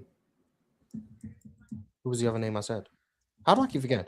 Chris Paul, Kevin Durant, Donovan Mitchell, Wemby, and Luka. Those are the names. And Luka. I don't know, Ron. I don't know. Brandon Roy and Derrick Rose shit was kind of similar. Derrick Rose as a rookie though, I think like 16-8, 17-8. Brandon Roy like 17-2, 17-4. I don't know. I know Brandon Rose was. Like Tyreek was like 5. Tyreek was what, 25 and 5? My boy was 25 and 5. Yes. I remember Tyreek as a rookie. Tyreek was cold. Yeah. He was nice. But Derrick Rose was good like that too. Like Derrick Rose was cold as fuck. Was Tyreek better than Irv? Kyrie Irving barely played his rookie year, right? Kyrie did play. Yeah, he played. He barely played. Yeah, he won rookie. No, it was the lockout year, right? He played like most of the year. 2011. He played like most of the year. He averaged like, I want to say close to 20, if not 20. 18 and a half. Kyrie was nice. All right. The next super chat is from Dead Op Smoker. Dead Op said, y'all see Jimmy's video on Luka? Y'all been lying about his defense, and the truth is coming to light. It's always been Luka over Joker without narratives. We've been lying about it. What we've been lying about his defense, and what Jimmy video got to do with Luka? Fuck out of here, man. Jimmy High Roller makes videos. We don't see Luka chilling on defense. We don't see Luka doing nothing on defense. Nobody's saying that Luka doesn't guard in space from time to time. Ain't nobody saying that, because I'm not saying that. That's my biggest issue with Luka. Luka will compete on defense. Luka will get in front of a guy and stop him. Luka will guard in the post. He gonna get in front of and stop. I've seen Luka in plays beat guys to spots and make guys get off the ball. He's 100% done that. The problem with Luka is that Luka doesn't do that consistently. That's the problem. That's my biggest issue with Luka. Wait, the video said that Luka was mids, and that's what they're glazing? Give me a break. Some stats say he's mids. I don't know what video. You can't tell us nothing about either lying or don't know ball. You think Luka is the best player in NBA history, so you can't talk to me. Of all the people who can't talk to me, you can't talk to me. So stop talking to me. They're talking about Jimmy Butler? No. Jimmy High Roller. Jimmy High Roller. Who the fuck is that? Popular. He's very popular. He makes NBA videos. Very well put together, very well edited, and all that stuff. He's a big deal. I don't know. I mean, I've always been on the side where I think like the Luka defense and stuff. I've gone against Chill and Oxen. I think it is overblown. I don't think he's the worst defender in the league, but I don't think he's good. But apparently the video said he was mid. So I mean, I guess cool. I've categorized him as mids or below average. I don't think he's terrible. I just think he's just meh. All right. Well, speaking of watching the games and all of that good stuff, Hoops Never Stops said, let's have a PC film session. I'm very interested in how some of these panelists study the game. Playback's gone. I'm looking for specific things when I watch film. I look for your off. So if I'm watching Anthony Edwards, and Anthony Edwards is a two guard, I'm thinking about what exactly the job of a two guard is. I watch how you play off the ball. I'm watching you on defense. I'm watching how you're watching, not just your man, but the spots that you're supposed to be in when you're off the ball. Do you rebound? When you're handling the basketball, what kind of reads do you make? When you're coming off screens and you're looking for shots, how are you shooting the basketball? Where are you looking for your shots at? That's the kind of stuff that I look for if I'm looking at a specific player, for an example, like Anthony Edwards. I just try and see stuff from him. No one questions it. Tupac Westside said, Coop's looking better and better. Mm-hmm. Hope he continues to get better and better. And I think he will. Yeah, I think he will, Ron. Shout out to Kid Coop. Also, shout out a couple of our new members. Big Serial Killer, 5700. Shout out Big Serial Killer. Also, Kenyatta Peppers. Peters. Yes, sir. Peters. Peppers is crazy. Peppers is crazy. What ain't that Kenyatta Peppers, man? EDU system, boy. Hell no. Kenyatta Peppers, I appreciate you for joining us. We did not talk about that Oklahoma City ass whooping last night, neither, Ron. We didn't talk about that. We were busy. We ain't talk about Darren versus AJ. I was looking forward to that. That's really what I'm We'll talk about it on Monday. We'll talk about it. I'm gonna be on D Rich. That's tomorrow. That's tomorrow, right? Yes, tomorrow night. BYU and Kansas. And then I know Duke we're gonna talk about D Rich as well. I think I'm gonna go to that Gonzaga game tomorrow. Portland, so I'll probably miss it, but fuck it. Hey, Gonzaga played some good hoops, Ox. Yeah. No, I went to see last night. I went to see the Portland versus St. Mary's. The girls play tomorrow. I'll probably go watch the boys play Gonzaga versus St. Mary's. Another good team. Shit, not last night. The girls got that ass whooped by Portland. Oh damn! Goon King forever said, if I'm the Bucks, I'm trading Giannis to the Lakers. That guarantees I'll get the first pick in the draft this year. Beats every other package out there. You do kind of got a point. The Cooper situation. Oh, man. Dub Ball Out Highlight said Tatum scored 60 at 23 years of age. Just had to put that out there. Yes, he did. It was against San Antonio in Boston. Devin Booker scored 70 at 20, right? 71 against the Celtics. That was D-Book always been bad than Tatum. TJ1331 JT sent through a super chat and said, Coop won't be number one because he's in between Ant and a 7'5" wet bananas. Elite ball knowledge. Anthony Edwards gave that fraud in the state 49th in education built yesterday. Timberwolves kind of just fried the Thunder more than smoked them dudes. Straight. I wasn't paying too much attention to that game, to be fair, so I don't have much to say about it. C3JJ said the Hornets become poor man's Warriors if we get Bam. Melo is our Curry. Kon is our Clay. Brandon Miller our KD. And Bam will be our Draymond. Just keep building what we got. That's a homeless Golden State. God damn. LaMelo's your Steph Curry. Unhoused, Mars. Shut up. Why would we? No, I'm not doing that. What the fuck? Void Century said, F positive conversations. It's Friday. Y'all already know we come for toxicity, jokes, and stories. So keep going, Swipe and Drench. We do got a very toxic chat because they really want us to be toxic. It's crazy. I ain't going back and forth with Swiper. And I say that after I went back and forth with him. So Rod sent through a super chat and said Jalen Smith should win most improved player. I need the Hornets to keep winning so the Bulls can miss the plan.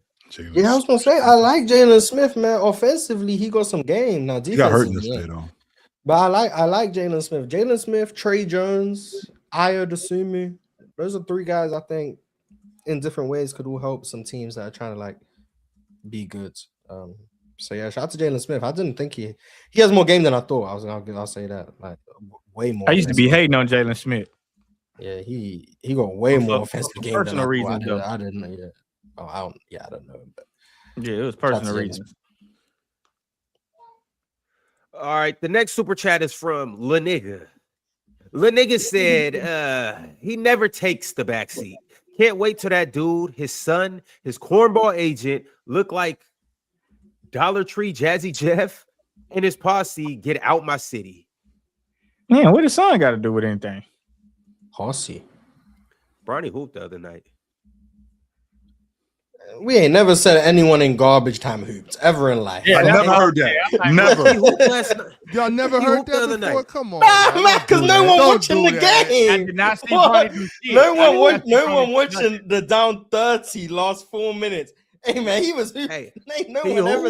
Hey, in 8 minutes, he had 8 points, went 2 for 2 from 3, had a dunk, had a steal in the dunk. Hey, bro, 8 minutes, 8 points. Like, hey, he averaged a point per minute. Ronnie was hooping. I just want to know, if he played the whole game. Hey, what's his per 100? 80, 100, probably 80 points. I just want to know where his development at, like, and when will we see him for the Lakers? No, we're getting closer to him being better than Gabe Vincent. I ain't gonna lie. Probably not, but you know, I've been there. We getting closer to him being out the league with his dad. As soon as his dad hang it up, that shit a wrap. That's the most likely outcome to me. That's the most likely outcome. Yep, and everybody in the world know it except for Chill. Chill want him to. Chill say he developing like he was in college. So we'll see. Go better from the field. I'm from 3 than Gabe Vincent is this season. Let's go, Bronny. And better defense. I'm from the free throw line. Bronny back from the field 3 and the free throw line. Yeah, Bronny. That's what I'm talking about. Boy. Keep it up. G League and send Gabe Vincent to the G League and let Bronny get his minutes. What you saying? Listen. What I'm saying is Bronny shooting back from the field from 3 and from the free throw line. That's what I'm saying. Okay, cool. That's what I'm saying. Goon King Forever said, it hasn't been above freezing in 2 weeks in the Bronx. It's literal ice bags in the East River right now. Last night, it was -2 degrees. I'm done with this. You say icebergs, Ron. Icebergs, ice bags, same thing. It's cool though. You just glossed over that shit though. Ron just be adding shit to the damn chat. Nah, that's what we call it in Seattle. It's ice bags out here. Sure. You know. Sure. We on the road today. Hey, it's supposed to be another fake ass freeze in Houston this weekend. They talking about freeze. Hey, watch out for the freeze again. Man, they lied to us. It was in Dallas though. We didn't get no snow in this motherfucker. None. Chill. It barely. It was cold as motherfucker outside, but it wasn't even really ice. I seen that ice in Dallas. Yeah, it was still snow on the ground in Dallas. So we didn't get shit. Yeah, that's crazy. It's 55 degrees in it right now, and they talking about Texas. Bro, it's 55 degrees right now, Chill, and they talking about freeze warning. Like, it's supposed to be 35 degrees tomorrow night down here. Oh shit, we might get a freeze. That's unheard of over there, Chill. It's colder over there than it is up here. I'm in the Matrix. I ran from it, and now I'm right back in it. Shit, I got my windows open right now. Hey, what the fuck is Josh at? I'm finna go outside and go for a jog. Josh somewhere and they don't got free speech, so you better watch what you say in this chat, Josh. I'm gonna get your ass. Negative 35 and shit. The Final Boss 2026. Y'all remember the Final Boss 2022, 23, 24, 25. Now we got the Final Boss 2026. The Final Boss said, "Hey, Damo, I told you Peter Yan and Van was going to pull it off. Anyways, I got 80 letters left. Diego Lopez got to win tomorrow, and Shakur also winning." Hey, that's elite. I got 80 letters. 80 of them. Hey, bro, for him to type that shit and say that is crazy. Hey, but what the hell is all the other shit he was talking about, though? Yang and shit. What was that? I don't know what that means. It's UFC. Oh, okay. I ain't in the UFC like that. I can't. My bad, Final Boss. I didn't know Damo was gonna cut out early, and we just weren't gonna be able to get to that when Damo was up here during that time when you sent it. But I appreciate it nonetheless, Final Boss. Masinko sent through a super chat and said, "That's a boneless deep dish, Damo." I didn't see that. I ain't gonna lie, boneless cheese in this pizza. I didn't see the outrage. Hey, boneless wings, solid though. You get them boneless wings, boy. That's chicken nuggets. That's no wings. Oh, boneless wings are ox. Ain't no boneless wings. That's only chicken nuggets. I do like chicken nuggets though. Hey, them wings though, but I do like Yeah, chicken and ain't nuggets. no one saying they taste bad, but they not wings. Right. I mean, just call them boneless wings. Nah, I don't know why that's they do chicken that. Nuggets, bro. That shit good though. That shit. Hell But I no. will say though, if you go on a date and you ask for some boneless wings, the girl will look at you funny. Come on, bro. You gotta go and get you some. You gotta go and get in. But that's one thing. That's One thing though. If you are going on a date, don't worry about order what you like. Be you. If she don't like you for you, then that's her problem. You're gonna find out who I am anyway. Order what you want to eat. You might as well Shit, give it I'm up gonna right tell now. her, hey, are you paying for the bill? Then don't. I mean, easily for sure. I don't give a damn who paying for this. I'm eating what I want. Shit, But yeah, not for sure. But especially if you're not paying for it. Order wings on the first date. Now you gonna order wings the rest of your life to keep up the facades. You just never gonna eat boneless ever again. Yes. No, One day you gonna have to let the curtain drop.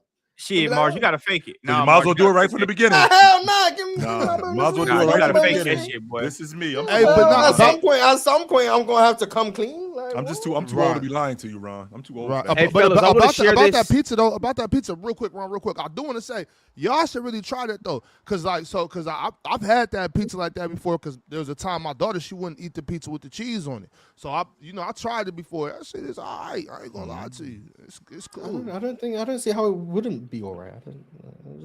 Is what it is. But for Alright, anybody so to just eat cheese pizza is just nasty though. Cheese pizza just by itself, to me, that's some childish ass Chuck E. Cheese ass shit. Like that. See now, Drench, me and my son be a Chuck E. Cheese. For real. Yeah, And then- yeah. and there was a time- They go for you, Ron. You go for you, not for him, because you want to eat that shit. You know what's going on That's at Chuck E. crazy. Cheese. You all right, Drench, you better get up Low in here. key. Hey, but y'all, before I do want to get into this right quick because I just seen this. This is actually crazy. So Trey White for Kansas, he was just speaking on the matchup and everything. Trey White said it's unlike anything I've ever seen. Fans have been camping out for weeks and are camping in the gym. So I'm gonna show you guys this because at first I thought he was just kind of hyping it.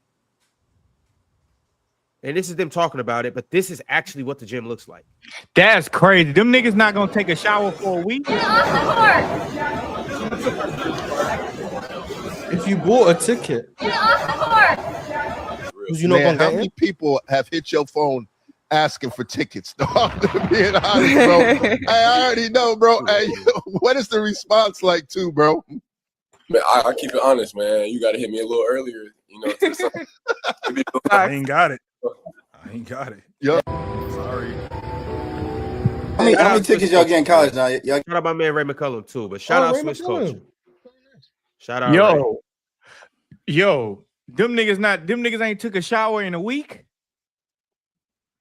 It couldn't have been a whole week. Ain't no school in the gym a week in advance. Maybe They said they've been camping out since Tuesday. So Oh, Yeah, that's just probably outside since Tuesday, Ron. But I highly doubt they've been inside. Merry Christmas, Joe. All right, later, chill. fellas. I'll see y'all tomorrow or Monday. I'm sorry. I'll see you tomorrow, Ox. All right. Why somebody said I'll see you tomorrow. You right? Is Jokic coming back tonight or something? He could. I think he can come back tonight. No. That's what Swiper was saying the other day. Somebody just Shams would probably tweet, right? Let's see. Somebody just said Jokic bullshit. Is today like the last day of his eligibility? Yeah, he's back tonight. He just need to let that go. Because he's gonna miss another game before it's said and done. He just might as well let that. I think if he missed tonight, he would have to play the whole season, the rest of the season. If he came back on if he missed tonight, he'd have to play the rest of the year, the whole way. So I think he's giving himself one game. I'm not saying he came back because of the awards. I don't know, but I think it might have had something to do with it. He done won it 4 times already. It's not just about MVP, all NBA, all NBA. Because his MVP, I think his MVP's done regardless because of the games played with Shea. But all NBA like first team, he's still gonna make. Swiper's pissed off about the rule now, even though Mars been pissed off about it from the beginning. But Swiper's and I had to listen to people act like the only reason I was annoyed about the rule was because of Jokic. Like I didn't hate that shit from the jump, but but Swiper didn't change his opinion on it now. So yeah, I'm not. When it started affecting Jokic and not Embiid, I'm not surprised. Because Swiper is a real politician through and through. For sure. Oh man, you guys stop doing that with Swiper. Swiper got good intentions, y'all. I'm not saying he don't. I'm just saying he can't help. I'm saying he don't. Cause I seen him try to lecture me and Ron, and then when we go out, he get busy. I'm saying he don't.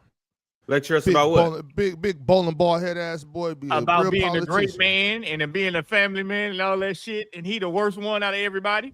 Well, he don't got no family like that. Like, I mean, as far as that goes, like kids and all that stuff, though. I don't either. You don't got kids, right? Dre 21215. He's trying to talk to his baby mama. He don't date women with kids. I don't.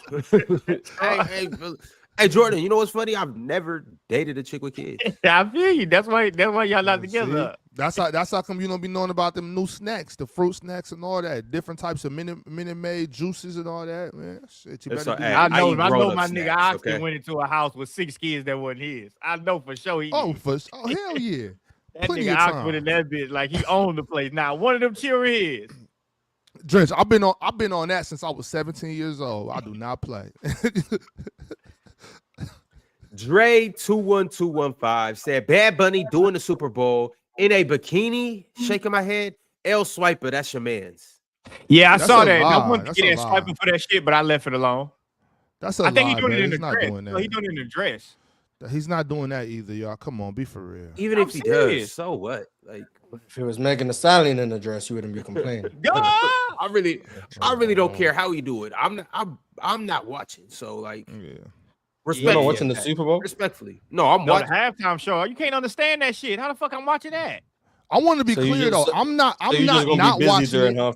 Right. Yeah, I'm not watching it because of him. I just don't really watch the halftime show anyway. It has nothing to do with Bad Bunny. I just don't care about the halftime show. I didn't watch. I'll be watching the halftime show. I was tapped in last year. For sure, because I couldn't wait till the disc joint came. I couldn't wait till that. I'm not gonna be watching it either. But you know, Mars, you gonna watch Super Bowl though? No. You watched the damn Texas game. Yeah, and that shit pulled me off the sport. That shit was trash. Shout out CJ Stroud. Goon King Forever said it's about body fat percentage too. I'm 5'8", 172 pounds, but I've been at 12%. But I eat super clean, 40 grams of fiber, 170 grams of protein, lifting 5 times a week, walk 6 miles a day. Damn, boy. Damn, nigga, you jacked up.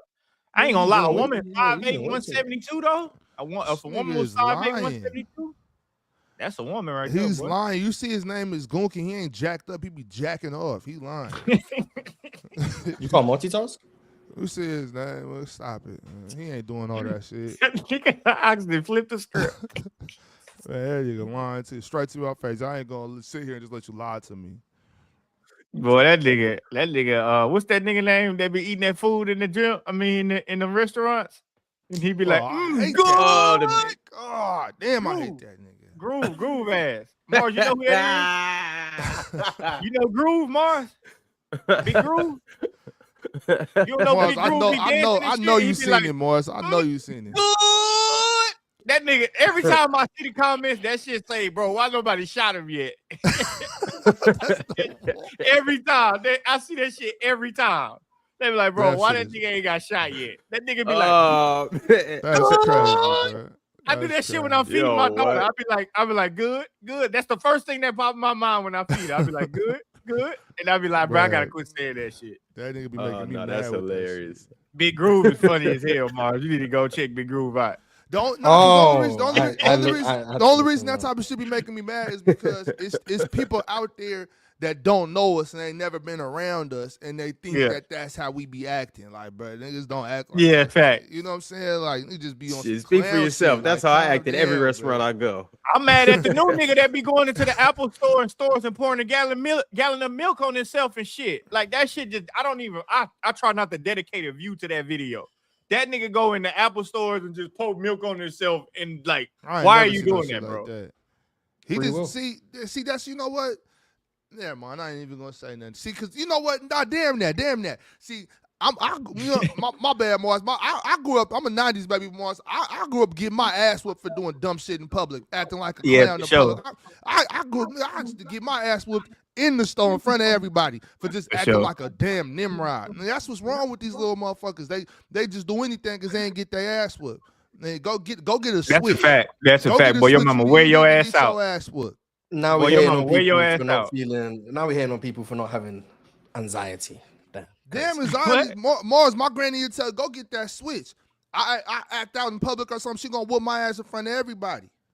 Bruh, your ass grab a Starburst in the stove. Your mama like, boy, if you don't put that shit back, the hell you doing? And now you got niggas pouring milk on themselves in the Apple store. A gallon of milk. I remember my cousin. We was at Food for Less. We was at Food for Less. It's me, my auntie, my sister, my mom, and my little cousin. She keep trying to get the Skittles. My auntie telling her, you can't have no Skittles. My cousin, she started tripping because she want these Skittles so bad. She say something, my auntie just trip out, starts popping her. She yelling, I only wanted to taste the rainbow. She was getting her ass lit up in the store talking about, I just want to taste the rainbow, girl. Yeah, that's crazy as hell. That's crazy. The only one to taste the rainbow is crazy as hell. Nah, that's hilarious. She was gonna taste it and say, good. Infab sent through a super chat and said, trade Randall, Gobert, Rob Dillingham, Naz Reid, and picks with third team for Giannis and Turner. Dante, Ant, McDaniels, Giannis, Turner. Looks scary. How we like that? Shit, trash. Don't forget about Bo Tyler. Why do y'all want to trade Rudy Gobert and Julius Randle? What the fuck? I mean, Miles Turner and Giannis is a better front. So the Bucks just got no young pieces outside of Rob Dillingham. Bro, it's no way. That would ruin that team.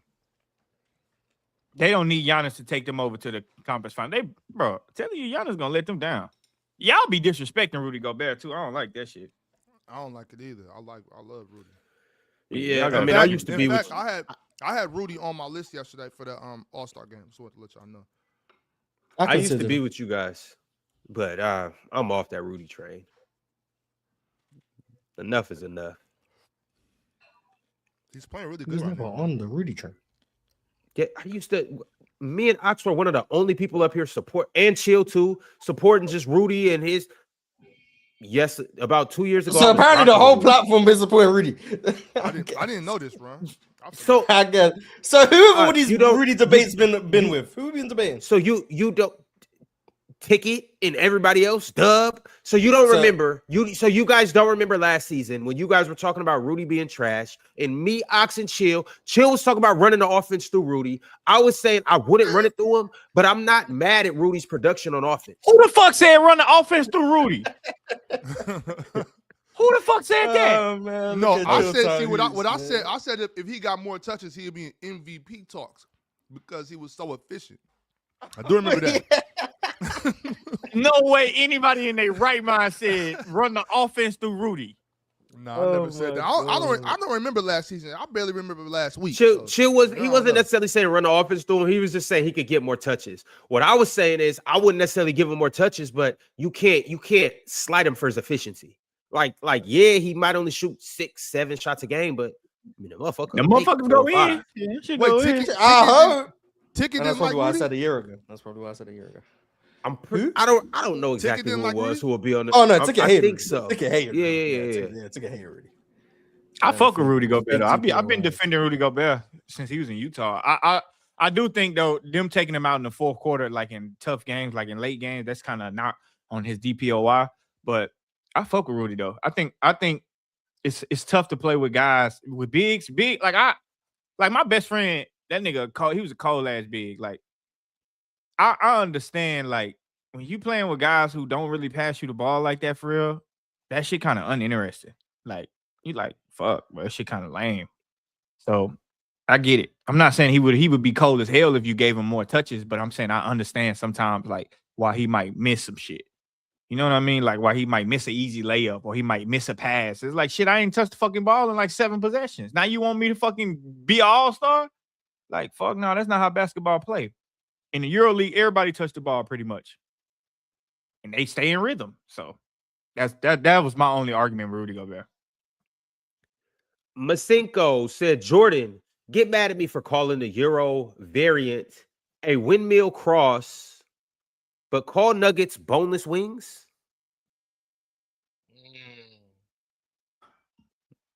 I don't know what he mean. When we was talking about D Wade, the high pickup layup.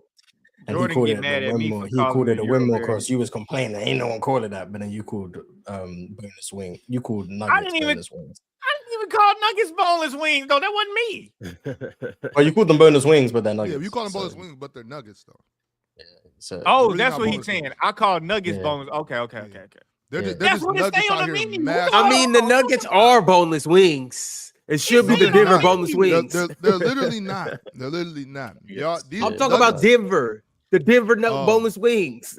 Hey, but Ox, them hot ass boneless wings with spicy nuggets. Ranch. No, with ranch. Spicy nuggets. That spicy shit nuggets. hit. No, they're cool. Spicy. No one's saying they don't taste cool. They taste bad. They cool. I don't eat them, but I'm not saying they're not good. All I'm saying is that it's just nuggets out here dipped in sauce, dipped in butter, masquerading as wings. That's all. But if they identify as a boneless wing, then who are we to tell them? I just don't like them. I like wings with the bone on them. Yeah, I like wings. Bone in, all right? I feel you. I fuck with the bone too, though. I don't give a fuck. I'm eating shit regardless, but I just know for some reason it do something to me when I got they're one of them hot ass boneless wings, and I got to dip that joint in ranch with my fork. That shit just tastes a little bit different. That's all I'm saying. Only this is what it was. Like adults didn't want to be out here eating nuggets, so they just start. You know what? We're gonna call them boneless wings so that we could just keep eating nuggets and just yeah. Okay, that's all it is. I don't really fuck with chicken tenders like that though. That's crazy though. Yeah. We got another super chat from La Nigga. La Nigga said, "Facts, Ron. Found out Shawty had a kid 2 months in. Blocked her number, Facebook, LinkedIn. When they say, quote unquote, you don't got to strap up, you got to double take." Nah, nigga, I don't know about that, but shit, get your rocks off though. Yeah, boy. If you in the US though, that paper trail gonna follow you. And I'm gonna let you know right now, your balance. You said she was 2 months pregnant. If he like 1 year old right now, really, if he born, your balance right now is at like $36,000. So do what you want with that joint. $36,000. Nigga, that's how much they charge you off the rip. $36,000. Yeah, you guys got problems I can never relate to. Exactly. 30. I don't got the problem. That ain't nothing. But I know some folks. Pay up and play up. Nigga, your balance is like $36,000, and that's just in Texas. That's just in Texas. In Cali, that shit might be $55,000. How was that? That cowbell come on walking and talking for $50,000. Y'all minimum wage is $3.65. That's impossible. It's $7.25. It's $7.25. That is ridiculous. $7.25. What the hell you gonna do with $7.25 an hour? I don't know why. What you gonna do? Go get a pack of Skittles? You gonna taste the rainbow? Yeah. When I got my first job at Kroger, them niggas paid me $7.25. I never started in the 200s. I don't think I started checking like 150. Hold on. Where's your first job at? Kroger, nigga. What's wrong with Kroger? Nah, Drench, it's a whole different. It's a whole different story. It's deeper than rap. It's deeper than rap. Okay, I'm gonna leave it alone. You niggas, that nigga Ron they probably got Ron's picture up in that bitch. Don't let him in. No, they don't got my picture. They got somebody else's picture though. Shout out. What, Bubble Bass? Y'all some sick son. You a sick son. Yo, woo. I don't know where this joke coming from, Mars. So I guess you gotta excuse me. I have no idea. Oh damn! There's some history. But I was $7.25. Boy, them niggas moved me up. They gave me damn. This how you know the world is a psyop full of bullshit. Them niggas gave me a promotion, Mars. They gave me. I was like a bagger. I was like they call it courtesy clerk. Cool name to be called a fucking bagger. Them niggas moved me up to utility manager. Guess what my job was? To bag and clean a nasty ass bathroom. And guess how much they gave me? That's a promotion to you? With $7.75. Guess how much they gave me? $7.50. Yeah, no, 10 cents, nigga. They're talking about you're a utility manager. The fuck? Hey man, but after 10 hours, that's a whole dollar. After 10 hours, that's a whole dollar right there. I would have quit on the spot. Y'all disrespecting me. Y'all playing with my intelligence. I was like 16. I had enough money to fill my tank up for school, nigga. $40, nigga, that shit was over. I used to go up there faithfully to get my check, though. Nigga hand me $35. Like, nigga, it's no way. And then the crazy part about that is, how am I not exempt from taxes? Nigga, I just got paid $35. What taxes do you go take? You better pay that 20%. Like, nigga, what? Like, at some point, logic got to speak in. This shit is a scam. Nigga, I got a $60 check, and you gonna take taxes out of my $60 check? Hell yeah. Let me hold some. That's the American way. Let me hold some. What you mean? Nigga, all I was gonna do is buy some Debbie snacks, some little Debbie snacks. You gotta pay to live in this beautiful country. And my mama used to be on what my I'm hearing ass. is nothing good has ever came out of Kroger. Hey, I'm glad we don't got those up in Washington. Be on my ass too. My mom used to be like, "God damn, what you doing with all your money?" I used to be thinking in my head, "What fucking money? I just got $20. What are we talking about?" She talking about you spend all your money on snacks, nigga. That's all I have. That's not. What the fuck I'm supposed to get? I'd be like, "Mama, can I have some money so I can get these shoes?" You to spend all your money on snacks. I'm like, the fuck? No, for real, that really is snack money.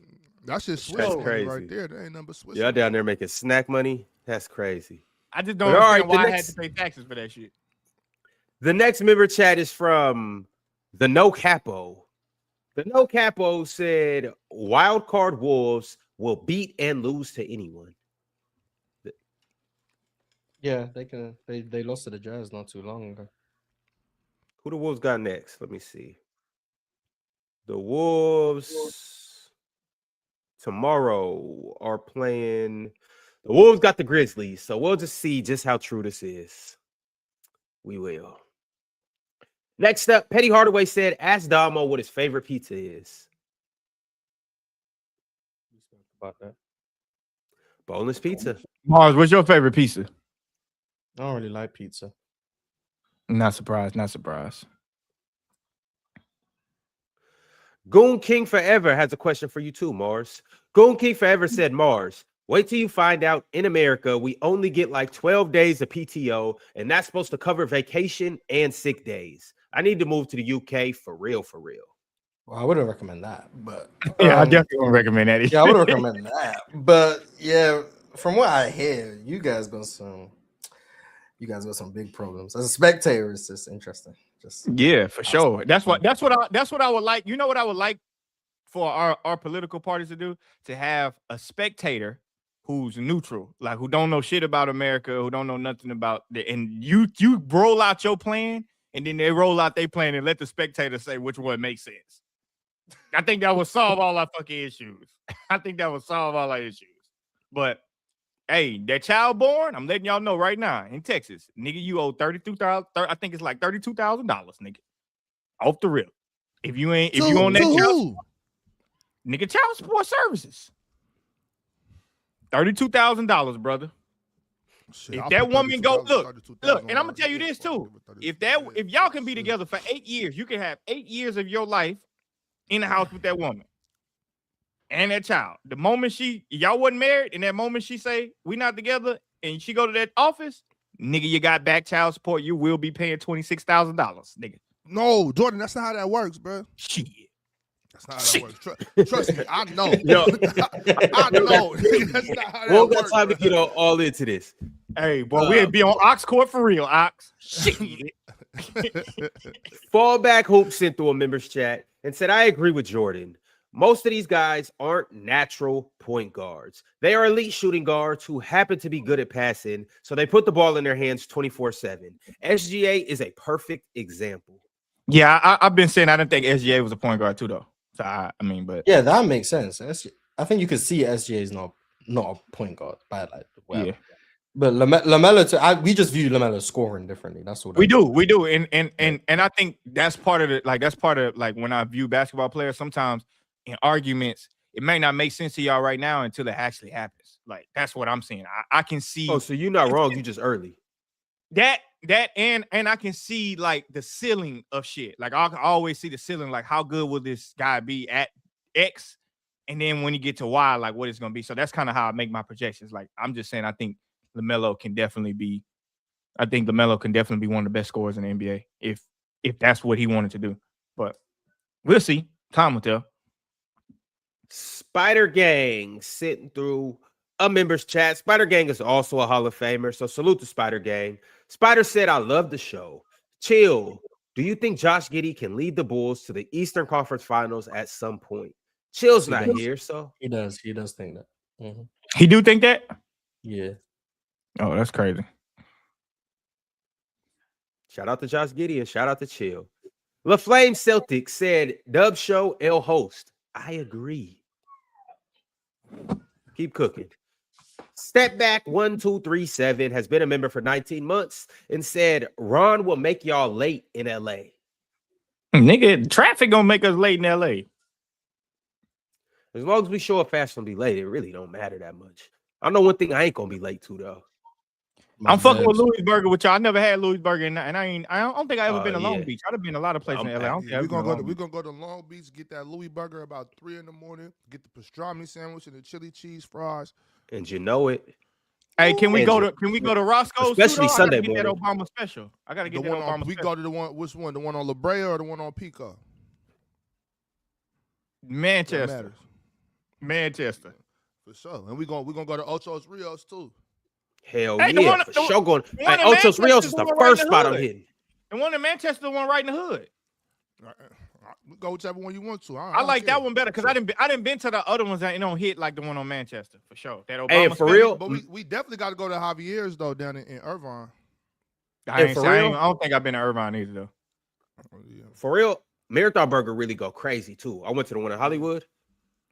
Obviously I haven't had that. But it ain't no hype. Like, I mean, it's hype because yeah, Marathon is what it is, but like, nah, it's fire. They coming with it. I gotta fuck with the Obama special at Roscoe's though. I'm not bullshitting. I'm hitting all my favorite restaurants. I ain't been to LA in like a couple of years, and I used to live. I'm hitting all my favorite restaurants. Obviously, you Roscoe, and your roommate. Yeah. Me and Mars going to Roscoe's too. Roscoe's, Chippewa. Is that the name of the hotel? What's it talking about? Nah, hell no, it's the name of the restaurant. Roscoe's. After you get the food, you might want to turn it into your hotel, and you gonna be camped out like them kids in Kansas. It's another little spot I gotta hit. I ain't playing. I'm tearing shit up in LA. I'm eating, and I gotta find a little. It's this little vegan Mexican spot I used to eat at too. I forgot the name of. I gotta ask my homeboy. I gotta hit that too. Little vegan Mexican spot. Shit, good as a motherfucker. All right. Who's07 said, we know why Jordan wants to be with Mars again. Yeah, because me and Mars, I ain't had no problems. I had to listen to Swiper snore all night and shit. Mars might have had to listen to me. I'm a desirable roommate, man. Yeah, for sure. Swear. Hey, I swear Swiper and Chill staying together. That's on everything I love. They both snore? Unless Chill gets a solo room, seniority, you guys know how that go. Him and Swiper will, I'm putting Swiper in that room to piss Chill off. That nigga Swiper put that little shit over his eyes and go to sleep. I'm like, nigga, put it over your mouth. Nigga, what the fuck is you doing? You're gonna be like, nigga, enough, Swiper. Quiet, Goofy. Quiet. Oh, he snore crazy. Swiper? Yeah. Boy. God damn. Nigga, I don't even know how I fell asleep. For real. Ain't no way. Yeah. So Swiper don't never close his mouth. Hell nah. Makes sense. And then he got nerve to ask me. How was you I yapping snoring, in your bro? sleep? I'm like, come on, Swiper. You know damn well you was getting it. All right, y'all. Well, the last members chat of the day is from Billowalk. Billowalk has been a member for 22 months and said, Cooper Flagg, the GOAT. The Mavericks have a future. Yes, they do. They fired Nika. Crazy. If Swiper get the snoring again, y'all just hit him with some of them smelling salts. While that's gonna be crazy. Yo, that's gonna be crazy, dog. That nigga gonna wake up mad as fuck. That nigga gonna wake up. Look, yeah, you know how when you wake up, people just normally get up. Swiper gonna get up and stand up. As soon as you do that shit, he gonna stand up.